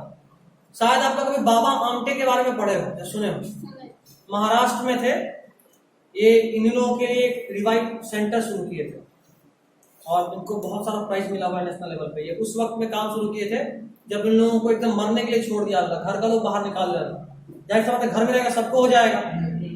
और उस वक्त ये बीमारी हो जाना, जैसे अभी कैंसर सुन के जितना आप डरते हो उससे कई गुना ज्यादा वहां उस वक्त डर होता था। हाँ, कैंसर इन्फेक्शन हमेशा नहीं होता है, हमेशा नहीं होता। कैंसर में 2 तरह का ट्यूमर होता है, एक होता है बेनकाइन और एक होता है मैलिग्नेंट। मैलिग्नेंट वाला फैलता है, बेनकाइन जहां है वहीं रहता है। कैंसर वायरस से भी होता है, कैंसर आपके सेल से भी होता है। कैंसर आपको पढ़ाएंगे हम क्लास 12th में, अगर मिले मुझसे तो पूरा चैप्टर के बहुत बड़ा पार्ट होगा। क्लास 12th में ये चैप्टर आपको डॉक्टर वाला फीलिंग करा देगा। पूरा चैप्टर पढ़ना है ह्यूमन एनाटॉमी। हाँ बिल्कुल, डॉक्टर बताएगा कि ये इसके बाद में पता चलेगा तो खुद नहीं हो जाएगा बाकी सबको। नहीं, कैंसर नॉर्मली इन्फेक्शियस नहीं होता, नॉर्मली इन्फेक्शियस नहीं होता। हाँ सर मतलब जो- नॉर्मल टेस्ट सर जो स्टीफन हॉकिंग को क्या तो बीमारी हुआ, तो उस बीमारी का नाम क्या है? नाम तो नहीं याद, लेकिन उनको न्यूरो पैरालिसिस टाइप का था, कोई पैरालाइज न्यूरो पैरालिसिस। ठीक है, उनका सारा नर्व जो था ना, जैसे पता ना क्रेनियल नर्व, स्पाइनल नर्व हमारे बॉडी में होता है, वो नर्व सूखने लगा था। और सूखने की वजह से क्या हुआ कि उनका बॉडी में इतना जगह पे नर्व सूख गया, वहां से सारा सेंस खत्म, और सेंस खत्म तो जाहिर सा बात है पैरालिसिस। Stephen Hawking.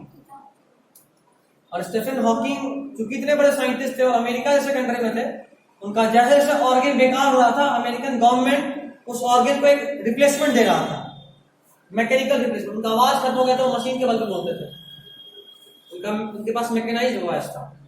ठीक है, तो भाई उस कंट्री में एबिलिटी था, वो देखा कि यार साइंटिस्ट है तो मेरे देश का नाम होगा, उनको जबरदस्ती जिंदा रखा गया, नहीं तो 12-15 साल में जिंदा नहीं रहते। और ऐसे भी 45 या 40 के एज में मर गए, लास्ट के साथ डेथ हुआ था उनका, लास्ट ईयर हुआ था, लास्ट ईयर 40 के आसपास के थे। कितने यंग? पैरालिसिस के बाद बॉडी में ताकत का होता, उनको तो कब के मर जाना था, वो तो उधार का जिंदगी जी रहे थे, मशीनाइज, पूरा जिंदगी उनका मशीनाइज था। देखो मरना इतना बुरा चीज नहीं, अगर मौत सिंपल हो। दिक्कत यह है कि मौत जल्दी सिंपल होता नहीं, अक्सर बूढ़ा होने के बाद। एक्चुअली में हमारा बॉडी जो है जिस तरह से बना हुआ है, हमारे में प्रोग्राम सेल डेथ होता है। हमारा कोई सेल जब जन्म लेता है तो उसके अंदर जो डीएनए होता है, उस डीएनए में पहले से प्रोग्रामिंग होता है कि सेल को कब और कैसे मारना है, पहले से प्रोग्राम होता है। इसीलिए आपका बॉडी कैसे बना है, सेल मिलकर टिश्यू बना, टिश्यू मिलकर ऑर्गन बना, ऑर्गन मिलकर ऑर्गन सिस्टम, फिर फाइनली बॉडी। जैसे जैसे एज बढ़ता है तो ये दोस्ती टूटने लगता है। बॉडी का जो डिफरेंट ऑर्गन सिस्टम एक दूसरे के साथ कोऑर्डिनेशन में काम नहीं करता, तो हार्ट प्रॉब्लम, किडनी प्रॉब्लम, सुबह खाना सही से नहीं खाए तो फिर डाइजेशन में प्रॉब्लम, गैस में प्रॉब्लम, बहुत तरह का प्रॉब्लम शुरू हो जाता है, क्योंकि बॉडी के ऑर्गन सिस्टम के बीच का इंटीग्रेशन जो होता है ना, वो ब्रेक होने लगता है। और एज हुआ तो फिर ऑर्गन भी अलग अलग होने लगता है, कोई ऑर्गन फेल हो गया, काम ही नहीं कर रहा, फेल हो गया। ऑर्गन फेल मतलब ऑर्गन काम करना बंद कर दिया, क्यों नहीं करेगा, ये कौन सा बात? Kidney fail kidney fail, kidney काम करना बंद, हार्ट फेल, हार्ट काम करना बंद। सर आप मुझे से डीएनए रीडिंग कर सकते हैं सर, तो उसमें सर डेट ऑफ बर्थ का मतलब कि जब कब डेथ हुआ ये भी पता कर सकते हैं? बिल्कुल पता कर सकते हैं, लेकिन एग्जैक्ट टाइम नहीं होगा, क्योंकि हमारा जो डीएनए है अंदर में जो कोडिंग है उसको इन्वायरमेंट के साथ मैच करता है और उसके बाद आउटपुट देता है। मतलब ये कि अगर आपके बॉडी के अंदर गोरा होने वाला जीन है तो आप गोरा होते, बट अगर हम आपको अफ्रीका के जंगल में छोड़े तो 2 दिन में काला हो जाओगे, इतना गर्मी, तो आपका जीन कुछ नहीं कर पाया, क्योंकि आपका जीन भले ही गोरा वाला है, बट बाहर का इन्वायरमेंट ऐसा है कि आपको काला होना पड़ेगा, काला होइए। इससे तो प्रेडिक्ट लगा सकते हैं जी सर कि अगर हाँ, बिल्कुल। इस टेम्परेचर एक्चुअली में अभी हमारे यहाँ जो भी प्रेग्नेंट फीमेल्स होती हैं, हम लोग उनका लगातार टेस्ट करते हैं। टेस्ट करके क्या चेक कर रहे होते हैं, यही चेक कर रहे होते हैं, वेजाइना के थ्रू एक इंजेक्शन डालते हैं, वहां से जो फीटस बन रहा होता है बॉडी के अंदर, उसका कुछ सेल्स निकालते हैं और उसको टेस्ट करते हैं, इसको बोलते हैं एमनियोसेंटेसिस। और इस टेस्ट से ये चेक करते हैं कि उस फीटस के अंदर कोई एबनॉर्मलिटी, जेनेटिक एबनॉर्मलिटी तो नहीं है, यही चेक करते हैं। अगर एबनॉर्मलिटी रहा तो अबॉर्शन करा देते हैं। तो ऐसा अभी साफ जिंदगी देने का क्या फायदा, बच्चा जन्म ले लेकिन जी ही नहीं पाए, इसलिए उसको पहले अबॉर्ट कर दिया जाता है, और नहीं तो फिर कंटिन्यूड रहता है। लगातार ये चेकअप होता है किसी प्रेग्नेंट फीमेल का, यही सब चेक कर रहे होते हैं एक्चुअली। हर टाइम पे एक चीज, हर टाइम पे एक चीज चेकअप होता है। थोड़ा सा बड़ा हो जाओ, बोले तो 12th में आओ और अच्छे से बताएं, वहां ह्यूमन रिप्रोडक्शन सबसे बड़ा और सबसे टफेस्ट चैप्टर है। हम 8th वालों को अक्सर समझाते हैं कि देखो वो अभी तेरे को ह्यूमन रिप्रोडक्शन सुन के जितना मजा आ रहा है ना, 12th में सुन के उतना रोना आएगा। कम से कम 60 पेज कॉपी में पढ़ाएंगे, 60। इतना चीज रटना है ना, इतना चीज रटना और समझना है कि रोना आ जाएगा। अब क्वेश्चन भी उतना ही पूछता है उससे, 4 से 5 क्वेश्चन मेडिकल में, इतना इंपॉर्टेंट है। इंपॉर्टेंट तो है, हाँ बहुत ज्यादा होता है। टोटल 60 क्वेश्चन वो चैप्टर है, और हर चैप्टर तो टोटल 180 क्वेश्चन, टोटल 90 क्वेश्चन आना है पूरे बायोलॉजी में। 60 चैप्टर से 90 क्वेश्चन, मतलब ऑन एन एवरेज देखो तो एक चैप्टर से 1.5 क्वेश्चन बन रहा है ना। वैसे में एक चैप्टर से 4 क्वेश्चन, कितना इंपॉर्टेंट चैप्टर होगा सोचो। 4 4 60 और 16 मार्क्स वो तुमको देगा। 16 मार्क्स, एक चैप्टर पढ़ के 16 नंबर अगर आ रहा है, बहुत ज्यादा होता है, बहुत ज्यादा पढ़ना पड़ता है। वैसा वैसा बायोलॉजी में 7-8 चैप्टर है, इसको पढ़े तो कम से कम 200 नंबर तो आ ही जाएगा। 7-8 चैप्टर। एक जेनेटिक्स हो गया, जेनेटिक्स 2 चैप्टर पढ़ना है, मेंडेलियन और मॉलिक्यूलर। मेंडेलियन तुम थोड़ा थोड़ा भी पढ़ोगे, जो पढ़े हो ना मेंडेलियन के बारे में, वही सब कुछ पढ़ना है वहां। तो मेंडेलियन तो थोड़ा थोड़ा पढ़ लोगे। उसके बाद आएगा मॉलिक्यूलर, जो पूरे बायोलॉजी का सबसे टफेस्ट चैप्टर 12th में, मॉलिक्यूलर जेनेटिक्स। 95% बच्चा उस चैप्टर से रोता है। 95 जितनों को हम पढ़ाएं खाली वही जिंदा है उस चैप्टर का, इतना टफ चैप्टर। हम और एक और से अनंत से, उनका भी जेनेटिक्स बहुत तगड़ा है। 2 आदमी को छोड़ के तीसरा का जितना भी लोग जहां कहीं भी पढ़ा, सब जेनेटिक्स में तो फाइनली रोया ही। हमसे कभी भी मिला, 12th के बाद मिला मेडिकल की तैयारी के लिए, क्योंकि टारगेट लेवल पे सिर्फ हम ही बायोलॉजी पढ़ाते थे। इस साल नहीं पढ़ा रहे, इस साल पहली बार ज्ञानी शुरू किया, और उन लोग भी हमको चाह रहा था बुलाना, टाइम ही नहीं, इसलिए नहीं गए। आपको लास्ट ईयर से ज्ञानी में टारगेट बैच के लिए बुलाया जा रहा है, लास्ट ईयर से टारगेट बैच। 12th के बाद सिर्फ नीट का प्रिपरेशन उस बैच में, क्योंकि हम स्टार्टिंग ही किए थे, मेरा स्पेशलाइजेशन नीट था। हम अभी भी जो जिसको 12th पढ़ाते हैं, बार बार कहते हैं बोर्ड में 90 आएगा नहीं पता, बट मेडिकल निकलवा देंगे अगर साथ में हो तो। हम मेडिकल के स्पेशलिस्ट, बोर्ड्स के नहीं। हाँ, बोर्ड्स बायोलॉजी में ऑटोमेटिक निकल जाता है ऑटोमेटिकली। मेरा किस्मत भी है, गेस्ट क्वेश्चन बहुत ज्यादा मैच करता है। जब हम पहली बार पढ़ा रहे थे 2018 में दानिश सर के साथ, तो वहां पे एक बच्ची थी मानसी, बहुत अच्छी बच्ची थी। हमको लगा कि वो ऑलमोस्ट 90% तो नहीं आएगी। बायोलॉजी उसका बहुत अच्छा। और जैसे तुम लोगों को लास्ट में आवर एनवायरमेंट इस तरह का चैप्टर पढ़ना है ना, 12th में भी 4 चैप्टर ऐसा है इकोलॉजी का, जहां ये सब पढ़ना है कचरा। तो उसको कोई भी नहीं, तुम लोग भी अभी जैसे आवर एनवायरमेंट नेग्लेक्ट करते हो, वो भी नेग्लेक्ट करती थी। बार बार सुनाते थे नेग्लेक्ट मत करो, लास्ट में छोड़ेगा नहीं वो नहीं सर, हो जाएगा, लास्ट तक टाली रही। फिर हम टेस्ट लिए, तो उस वक्त उसका प्री बोर्ड चला था, बोले नहीं तब भी तुमको टेस्ट देना है। बोले नहीं सर फाइनली नहीं दी। बोले चलो कोई बात नहीं। उसके बाद एग्जाम आया, एग्जाम के एक दिन पहले बीमार पड़ गई। सारा चीज पढ़ी, इकोलॉजी नहीं पढ़ी। एग्जाम देके आई तो बायोलॉजी बुरा था, बट फिर भी उसका 88% ऐसा कुछ था। बोले 90 से चूक गई बायोलॉजी की वजह से। और उसके बाद जब क्वेश्चन देखे मेरे पास आया, तो जितना क्वेश्चन इकोलॉजी से आया था, हम इकोलॉजी का एक टेस्ट लिए थे 4 चैप्टर मिला के, 12 क्वेश्चन डाले थे, उसमें से 8 क्वेश्चन जो बोर्ड में आया था, और सिर्फ वही 8 क्वेश्चन आए थे, एग्जैक्टली 8 वही सब। तो बोले कम से कम टेस्ट दे रही होती तो पूरा 4 चैप्टर नहीं पढ़ना पड़ता, ऐसे ही पार हो जाता, 8 के 8। और उसके बाद फिर हम उसको जलाने के लिए, तड़पाने के लिए ना, उस क्वेश्चन पेपर पे लिखे, तुम्हारा कोड, उसका क्वेश्चन पेपर आ गया था, मुझे पता चला कोड उसका बी था, उस पे लिखे कोड बी, क्वेश्चन नंबर 22 ये same as question number 8। Question number दोबारा से लिखे, उसको दोबारा भेजे। बोले देख जरा तुमको समझ में आ रहा है तो कितना बड़ा गलती की। और वो क्वेश्चन पेपर आज तक संभाल के रखे हुए हैं, अभी भी होगा, एक पीडीएफ बना के एक और को भेज दे इस बार। अभी क्लास के बाद अगर देखना तो दिखा सकते हैं, लिखे हुए थे page number this same as board question number this. थोड़ा तुम भी तो जल, हमको गुस्सा आ रहा है कि मेरा एक 90% का बच्चा जो दे सकता था रिजल्ट, वो नहीं दिया, सिर्फ ये सोच के कि हो जाएगा। होता कभी नहीं, करना पड़ता है। अपने आप कुछ नहीं होता, हमेशा ही करना पड़ता है। हो जाएगा लगता है, लेकिन कभी नहीं होता है, हमेशा उसको करना ही पड़ता है। छोड़े थे तो फंस गए थे। बताओ, जो सोचे थे कि बायोलॉजी में और अच्छा है, बायोलॉजी सबसे बुरा हो गया। तो ये सब तुम लोग मत करना, किसी को भी नेग्लेक्ट मत करना। तुम्हारे पास भी आवर इन्वायरमेंट है, तुम लोग भी अभी तक यही कर रहे होगे, इसलिए हम बता रहे हैं। ये सुनाने का सिर्फ इतना ही मकसद था। नहीं किया ना तो तुम लोगों को भी ऐसे इंडिविजुअली फोन कर करके बताएंगे, देख तू नहीं पढ़े ना, यही वाला क्वेश्चन आया है। मैथ्स का कोई ऑप्शन नहीं, स्पेशलिस्ट फॉर बायोलॉजी पहले से कर करके। मैथ्स वाले को नहीं जानते हैं। आज तक अपन ऐसा किसी टीचर को नहीं देखे जो पढ़ाने ज्यादा सुनाता हो। सच्चाई यही है, पढ़ाने से ज्यादा सुनाने वाला हम अपने से किसी टीचर को नहीं देखे। आप मैथ्स किससे पढ़े हैं? हाँ, खुद से।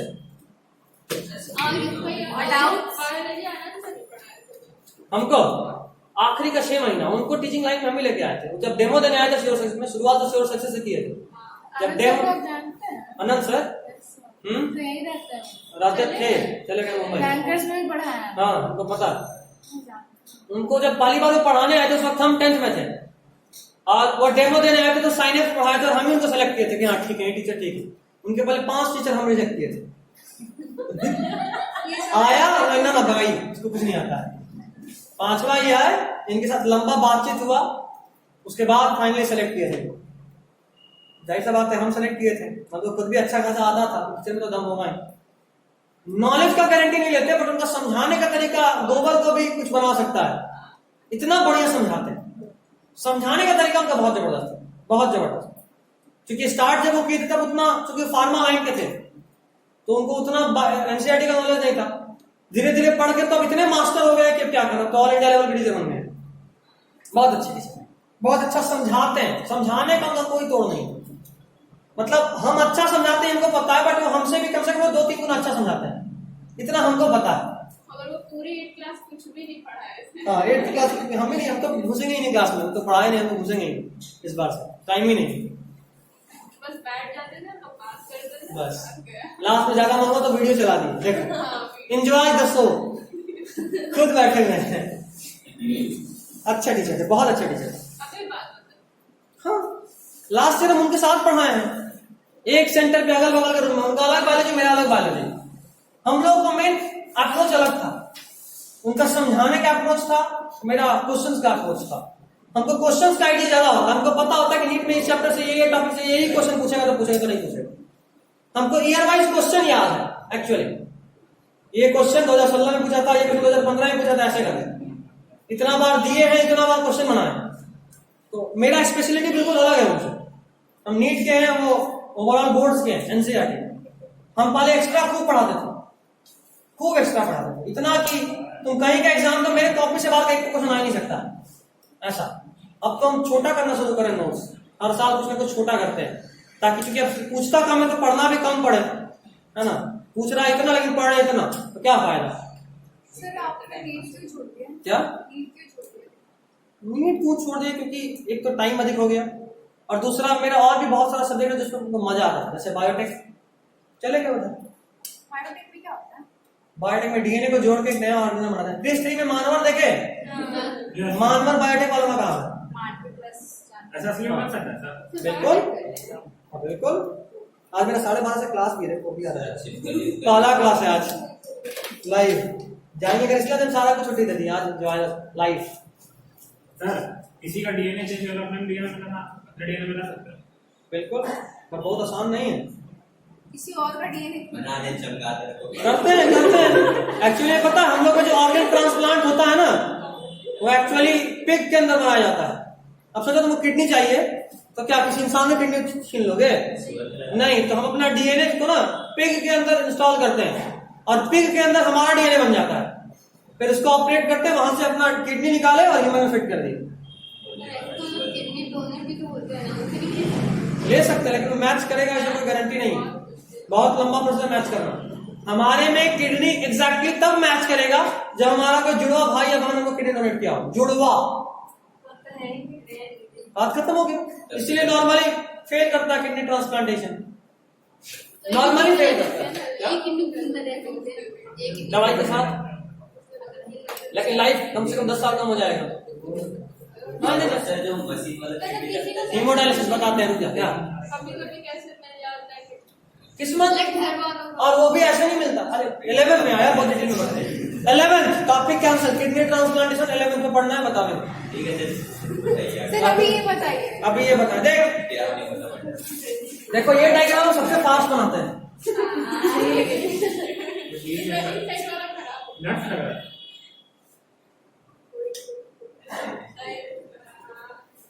सबसे फास्ट नहीं बनाते तो हैं। हम लोग ये सुना देंगे एग्जाम ठीक में। है।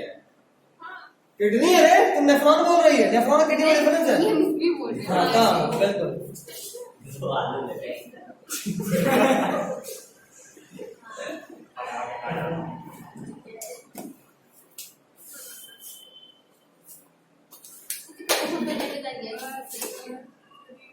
टीचर को भी लगेगा पढ़ने वाला बच्चा बनाया तो सही होगा, छोड़ो। तो सबसे प्यारा किडनी यही वाला नहीं, दया आ रहा है देखो किडनी के ऊपर एक ये भी होता है, ठीक है सर? वो क्या है? एड्रिनल ग्लैंड है ये जो एड्रिनलिन सीक्रेट करता है। तुम्हारे में है नहीं है? नहीं है। गलत किया, ऐसा होता है एक्चुअली, याद रखिएगा। क्या सर लग रहा है घास उठ गया। बहुत इंपॉर्टेंट ग्लैंड है, वो नहीं रहा ना, जिंदगी बेकार है। इतना इंपॉर्टेंट ग्लैंड है, इतना इंपॉर्टेंट, क्या क्या काम सब लगभग सब चीज यही करता है। जितना भी इमोशन है, फियर, लव, हेट्रेड, एनिमिटी, सब यही से आता है। क्या गुड हार्मोन इसी को आता है। नहीं, या बहुत टेंशन है, गुड बैड सब ये है। क्या देखो, ये रहा किडनी आपका, ये वाला प्यारा किडनी हम इसको बताएंगे। देखो ब्लड आया इसके थ्रू, यहाँ पे बहुत सारा ऐसा नेफ्रॉन्स होता है जो ब्लड को फिल्टर करता है, और फिल्टर करने के बाद फाइनली जो यहाँ पे नाइट्रोजनस वेस्ट था उसको जमा करके यहाँ यूरेटर के थ्रू कहाँ पहुंचा दिया, यूरिनरी ब्लैडर। यूरिनरी ब्लैडर में वो जमा होगा, और यूरिनरी ब्लैडर एक्चुअली में रबड़ की तरह का होता है। जब वहाँ स्ट्रेचिंग एक लिमिट के ज्यादा होता है तो हम वो ब्रेन को एक सिग्नल भेजता है कि भाई ब्लैडर फुल हो गया, अब आपको जाके यूरिनेट करना है, तब वो वहां से यूरिनेशन हो पाता है। समझे? यूरिनेशन हमेशा हमारे कंट्रोल में नहीं होता, हमारे कंट्रोल, उसको ब्रेन कंट्रोल करता है। यहाँ पे दो लॉक होता है एक्चुअली, एक अंदर और एक बाहर। अंदर वाला लॉक ब्रेन के कंट्रोल में, और बाहर वाला लॉक हमारे कंट्रोल में होता है, जो वॉलेंट्री होता है, और जो लॉक होता है उसको स्फिंक्टर। ठीक है, तो एक इंटरनल स्फिंक्टर जो ब्रेन के कंट्रोल में, बाहर वाला स्फिंक्टर जो हमारे कंट्रोल में। हम भी अपने यूरिनेशन को रोक सकते हैं क्योंकि बाहर वाला हमारे कंट्रोल में, अंदर वाला ब्रेन के कंट्रोल में। वो यहाँ पे स्ट्रेच रिसेप्टर होता है, कितना ज्यादा फैला हुआ है उसके हिसाब से ब्रेन को सिग्नल जाता है और वहां से इंफॉर्मेशन आता है कि ठीक है, फीलिंग आएगा। Urination to urge of urination बोलते हैं उसको, अर्ज ऑफ यूरिनेशन। खैर 11th में बहुत अच्छे से पढ़ेंगे कैसे क्या होता है, कुछ छोड़ देते हैं। किडनी में ब्लड फिल्टर हुआ, यूरेटर के थ्रू गया यूरिनरी ब्लैडर में, वहां जमा हुआ और वहां से एनएस के थ्रू बाहर निकल गया। एनएस नहीं, इसको क्या बोलेंगे, यूरेथ्रा। एनएस से तो स्टूल पास आउट होता है। ठीक है, तो इसका टेंशन नहीं, इसको मिटा दे। इससे बहुत दया आ रहा है यार, भले मन से मिटा रहे हैं।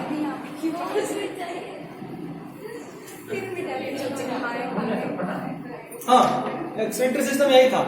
अब आओ नेफ्रॉन के बारे में। ये लास्ट टॉपिक आज के क्लास का, अगला 5 मिनट पढ़ा के छोड़ दें।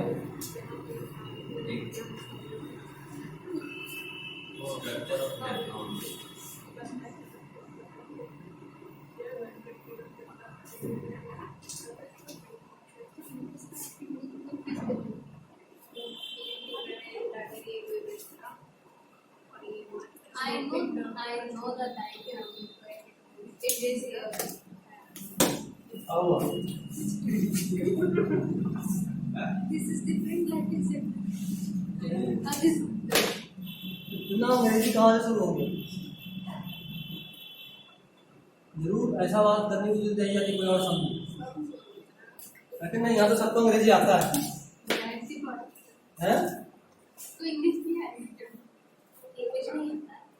हम धोनी का दूसरा नेम दिखता है। जब किसी और कंट्री के साथ मैच होता है तो हिंदी में बोलता है आपस में, और जब पाकिस्तान के साथ मैच होता है तो इंग्लिश में बोलता है। सामने वाले को समझ में नहीं आया। धोनी स्टंप के पीछे से एक तो नया ऋषभ पंत है, ये तो बोल के पगला देता है, इतना बोलता है बैट में होता है, कमेंट्री यही कर रहा है, कोई और कर रहा है, इतना बोलता है। खैर देखो, यहाँ पे जो आया ये थोड़ा बड़ा है और ये जो आया वो थोड़ा पतला है। एक का नाम है एफरेंट आर्टरियोल, एक का नाम है इफरेंट। लिखा नहीं लिखा? नहीं लिखा। और चीज आया था एग्जाम में, बहुत इंपॉर्टेंट है। इसको बोलते हैं nephron, and this is not neuron. This is nephron and not neuron. जो नेफ्रॉन होता है, न्यूरॉन नहीं। This is nephron and not neuron. Kidney वाला लिख देते हैं, न्यूरॉन ब्रेन वाला। ऐसा ऐसा बगलोली करो तो हो गया, दिमाग में नेफ्रॉन लगा देंगे। चलो ब्लड वहां प्रिंट होना शुरू हो गया। खैर देखो, यहां से ब्लड आया था। अरे सर हमको लगता है उल्टा बना दिया। सही। ये पतला होता है, ये मोटा होता है। देखो पतला है मतलब यहाँ से हाई प्रेशर है, हाई प्रेशर आया, यहाँ पे फिल्टर हो गया क्योंकि ब्लड का प्रेशर हाई था, और यहाँ पे कुछ सीव लाइट था, छेद, तो वहां से फिल्टर हो गया। और यहाँ मोटा है तो आराम से, प्रेशर ज्यादा है तो आराम से निकला। ठीक है, यहाँ से सारा ब्लड फिल्टर हुआ, इसके थ्रू गया। फिर इसका नाम है loop of Henle. Yes, loop of Henle, इसका नाम पीसीटी, और लूप ऑफ फैलने के बाद जो है उसका नाम सर किसी को कुछ भी लिख देंगे। इसमें सर कुछ नहीं है सर। मैंने पीसीटी फिर लूप ऑफ एंड फिर डीसीटी। पीसीटी डीसीटी देखो लूप ऑफ फैलने पहचानना, इसके पहले पीसीटी इसके बाद डीसीटी। तो ये दो का एक, दो, तीन कितना भी हो सकता है, बार बार करें, ये पहचानो। ये सबसे लंबा होगा नीचे। डायग्राम हम बनाएंगे तो हम तुम लोग दो लेके चलो, एक या दो लेके चलो, एक दो से अधिक मत करना, तीन मत करना। यहाँ भी एक से दो ले सकते हो, यहाँ भी। इसको थोड़ा और नीचे लाना, ठीक है, लूप ऑफ फैलने थोड़ा और नीचे होता है, ठीक है। पीसीटी क्या होता है सर? ये देखो एक्चुअली में क्या होता है, यहाँ पे जब ब्लड ट्रांसफर होता है ना, तो ब्लड के अलावा कुछ और चीज भी ट्रांसफर हो जाता है। ब्लड मतलब कि हमको एक्चुअली में यहाँ से नाइट्रोजनस वेस्ट को जमा करना है, बट ब्लड से नाइट्रोजनस वेस्ट के अलावा कुछ और न्यूट्रिएंट्स भी ट्रांसफर हो जाता है, ठीक है। उसको यहाँ पे इस सब रास्ते में वापस से रीअब्सॉर्ब करते हैं, वापस ब्लड में लाते हैं जो एक्सेस चला गया, और कुछ नाइट्रोजनस वेस्ट को इसमें डालते भी हैं। लूप ऑफ फैलने से वाटर जो एक्सेस गया उसको वापस खींचते हैं, ठीक है। बॉडी के वाटर कंसंट्रेशन को देखते हुए या तो वाटर वापस खींचते हैं या वाटर और देते हैं। जैसे मान लो खूब पानी पी लियो तो यहाँ पे वाटर और दिया जाएगा, पानी बॉडी में कम है तो यहाँ से वाटर वापस खींचा जाएगा, ठीक है, ताकि यूरिन जो यहाँ बना उसका अमाउंट रेगुलेट किया जा सके, जितना पानी पिए उस हिसाब से, ठीक है। देखते पानी कम पिए तो यूरिन कंसंट्रेटेड होता है पीला, अधिक पानी में वो डाइल्यूटेड हो जाता है। तो कंसंट्रेटेड का मतलब क्या है, यहां से पानी खींच ली तो सिर्फ यूरिया बचा। यूरिया थोड़ा सा टॉक्सिक होता है, पहले पढ़े थे, इसीलिए जब ज्यादा कंसंट्रेटेड यूरिन होता है तो थोड़ा जलता है, बर्निंग सेंसेशन होता है, यही कारण क्योंकि वो टॉक्सिक होता है। और अगर आप पानी पिए हुए हैं तो डाइल्यूटेड है तो बर्निंग सेंसेशन नहीं होगा। अगर यूरिनेशन के वक्त बर्निंग सेंसेशन बहुत ज्यादा हो, इसको बोलते हैं बर्निंग मिच्यूरेशन। मिच्यूरेशन मतलब passing out of urine out of the body. 11th का है, बस सुन लीजिए, अच्छा लगा। अपनी बोली किसी बोली पीछे बोलिए, ये मास्क में यही टेंशन है, पता नहीं चलता है। सर इसलिए पानी पीकर नॉलेज होना चाहिए। नहीं, पहले ही पानी पी के रहना चाहिए।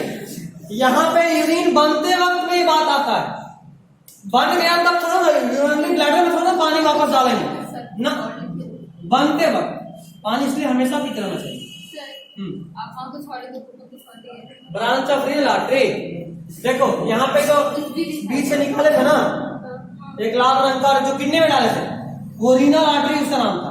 और रीनल आर्टरी ब्रांच होते होते इस फॉर्म में आता है, इसका नाम है एफरेंट आर्टरियोल। एग्जाम में कौन बनाएंगे वो सर डायग्राम में इतने सारे दोनों बना सकते हो, चलेगा। जो बुक में नेफ्रॉन है वो भी सही है, ये भी सही है, इसको भी मार्क्स मिलेगा, हम नहीं बनाए। सर मार्क्स मिल जाएगा। डायग्राम में इतने सारे टर्म्स दिए हुए हैं, ग्लोमेरुलस, रीनल आर्टरी। ये है ग्लोमेरुलस, देखो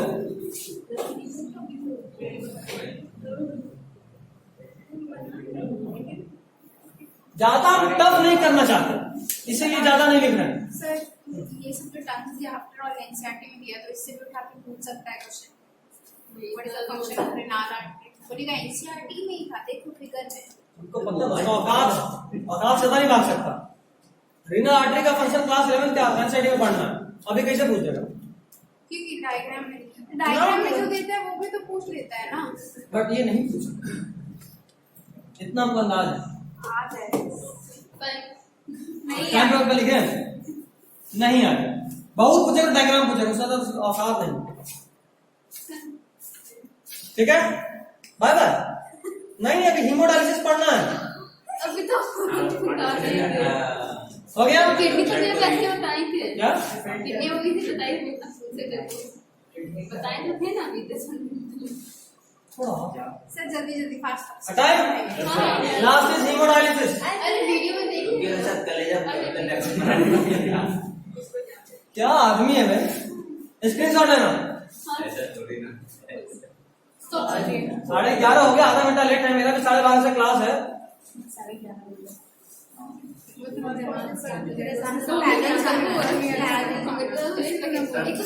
जल्दी देखो।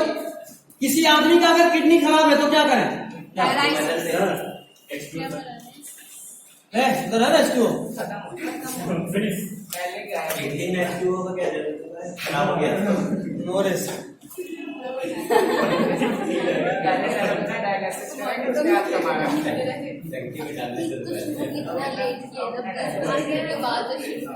Last topic is haemodialysis.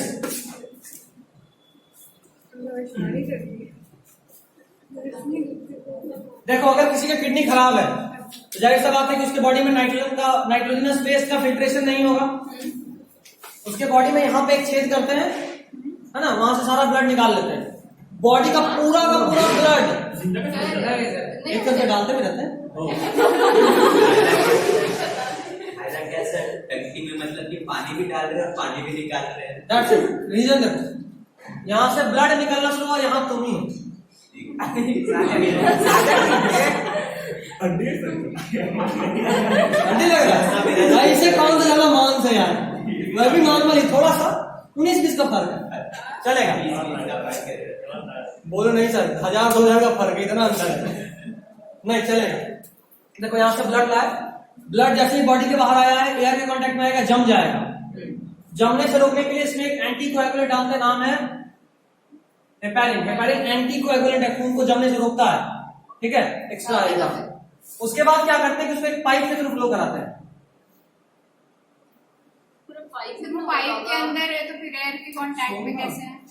अरे देखो गलती से एयर आ ही सकता है, पहले से पाइप में एयर नहीं होगा। हेपारिन डालते हो पूरा पाइप यहाँ से खून निकालते हैं, एक बोतल में डालते हैं, उसी में हेपारिन रहता है। सर कोई जमता नहीं है क्या क्यों जमता है? एयर मैनेज नहीं जमता क्यों जमता है? 11 नो टाइम पास हो। देखो यहाँ से ब्लड आया, इस ब्लड में नाइट्रोजनस वेस्ट है कि नहीं है? उसके चारों तरफ ना उसको एक ऐसे मीडियम में डाल देते हैं, इसको एक ऐसे मीडियम में डालते हैं जहां सब कुछ सेम एग्जैक्टली ब्लड की तरह है। एग्जैक्टली ये क्या है? ब्लड की तरह, हर चीज सेम, सिर्फ इसमें नाइट्रोजनस वेस्ट नहीं होता है, नाइट्रोजनस वेस्ट नहीं होता है। अब देखो ब्लड के अंदर नाइट्रोजनस वेस्ट है, यहाँ N2 वेस्ट नहीं है, और डिफ्यूजन होगा और नाइट्रोजनस वेस्ट ऐसे आएगा पाइप के अंदर से। पाइप के अंदर से। यहाँ हॉट थोड़ा निकाल के रखे हैं, पाइप के थ्रू ब्लड लाए हैं, हॉट नहीं। तो पाइप के अंदर से हाँ कैसे लीक हाँ, ये करेगा? पाइप का जो वॉल होता है वो सेलोफेन पेपर का बना होता है, ठीक है। बाहर आ रहा है कुछ सब नहीं, सिर्फ नाइट्रोजनस वेस्ट बाहर आ रहा है, बाकी सबका कंसंट्रेशन तो एग्जैक्टली सेम, वो क्यों ट्रांसफर होगा? कंसंट्रेशन डिफरेंस होगा तभी डिफ्यूजन होगा। तो कंसंट्रेशन डिफरेंस सिर्फ N2 वेस्ट में है, बाकी सब सेम है। और देखो इस पाइप को फाइनली उसके दूसरे हाथ से जोड़ देते हैं, ठीक। तो यहाँ से खून निकलते हुए यहाँ से गुजरा, जब तक में गुजरा सारा N2 वेस्ट इसमें आ गया, और जो ब्लड यहाँ से वापस जा रहा है वो क्या है? साफ हो गया। तो किडनी का काम हो गया।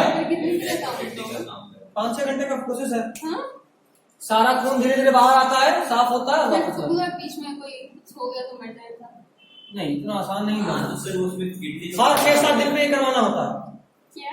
हर 6-7 दिन पे कम से और कम। डायलिसिस से किडनी डोनर किडनी चेंज आसान बात नहीं है बाबू, बहुत मुश्किल काम है। सर ये भी कौन सा आसान है? आसान बट बहुत ये आसान। जनरली आजकल 6-7 दिन के बाद भी कराते हैं। हाँ हॉस्पिटल जाते तो रहिए, और जो नहीं कराया 6 दिन तो बॉडी में कंसंट्रेशन होगा, बढ़ेगा, एंटी वेस्ट और एक बार नहीं हो सकता। अबे एक बार में वेस्ट तेरे बॉडी में बन रहा है, एक बार में पूरा साफ तो हो गया, लेकिन तुम्हारे बॉडी में नया वेस्ट बन गया, उसका क्या? और नॉर्मल अगर किडनी ठीक होती तो हर दिन वो नाइट्रोजनस वेस्ट। हाँ समझे, ये था haemodialysis artificial kidney. Page number 112 expression in plant, पूरे पैराग्राफ को रंगिए। सर दोनों किडनी खराब हुई इसकी हो रही है। हाँ दोनों किडनी खराब होने पे हीमोडायलिसिस होता है। तो एक किडनी में एक किडनी है तो एक किडनी तो काम कर ही रहा है ना, हो जाएगा। क्योंकि हाँ, मतलब काम है। तो उन लोगों को 6-7 महीने में एक बार हीमोडायलिसिस करने के लिए कभी कभी बुला लेता है डॉक्टर, 6-7 महीने में एक बार। मतलब खराब होते एक हो जाए चलेगा नहीं, अरे एक भी खराब ना हो ऐसा सोचो। खैर प्लांट के केस में जो वेस्ट होता है ना वो नॉर्मली गम्स रेसिन के फॉर्म में जमा होता है। सेकंड लास्ट लाइन रंग लीजिए, other waste products are stored in the form of resins and gums. मिला? ये पूरा पैराग्राफ पढ़ना है, कुछ है नहीं, सर मेरे को कुछ अलग ही सीन देख लीजिए, ठीक है। चलिए आज के लिए सिर्फ इतना ही, अगली बार जब मिलेंगे तो ह्यूमन रिप्रोडक्शन स्टार्ट करेंगे। संडे, हाँ संडे, नो छुट्टी ऑन मंडे, टेस्ट क्लास सब साथ में बता देंगे सैटरडे को।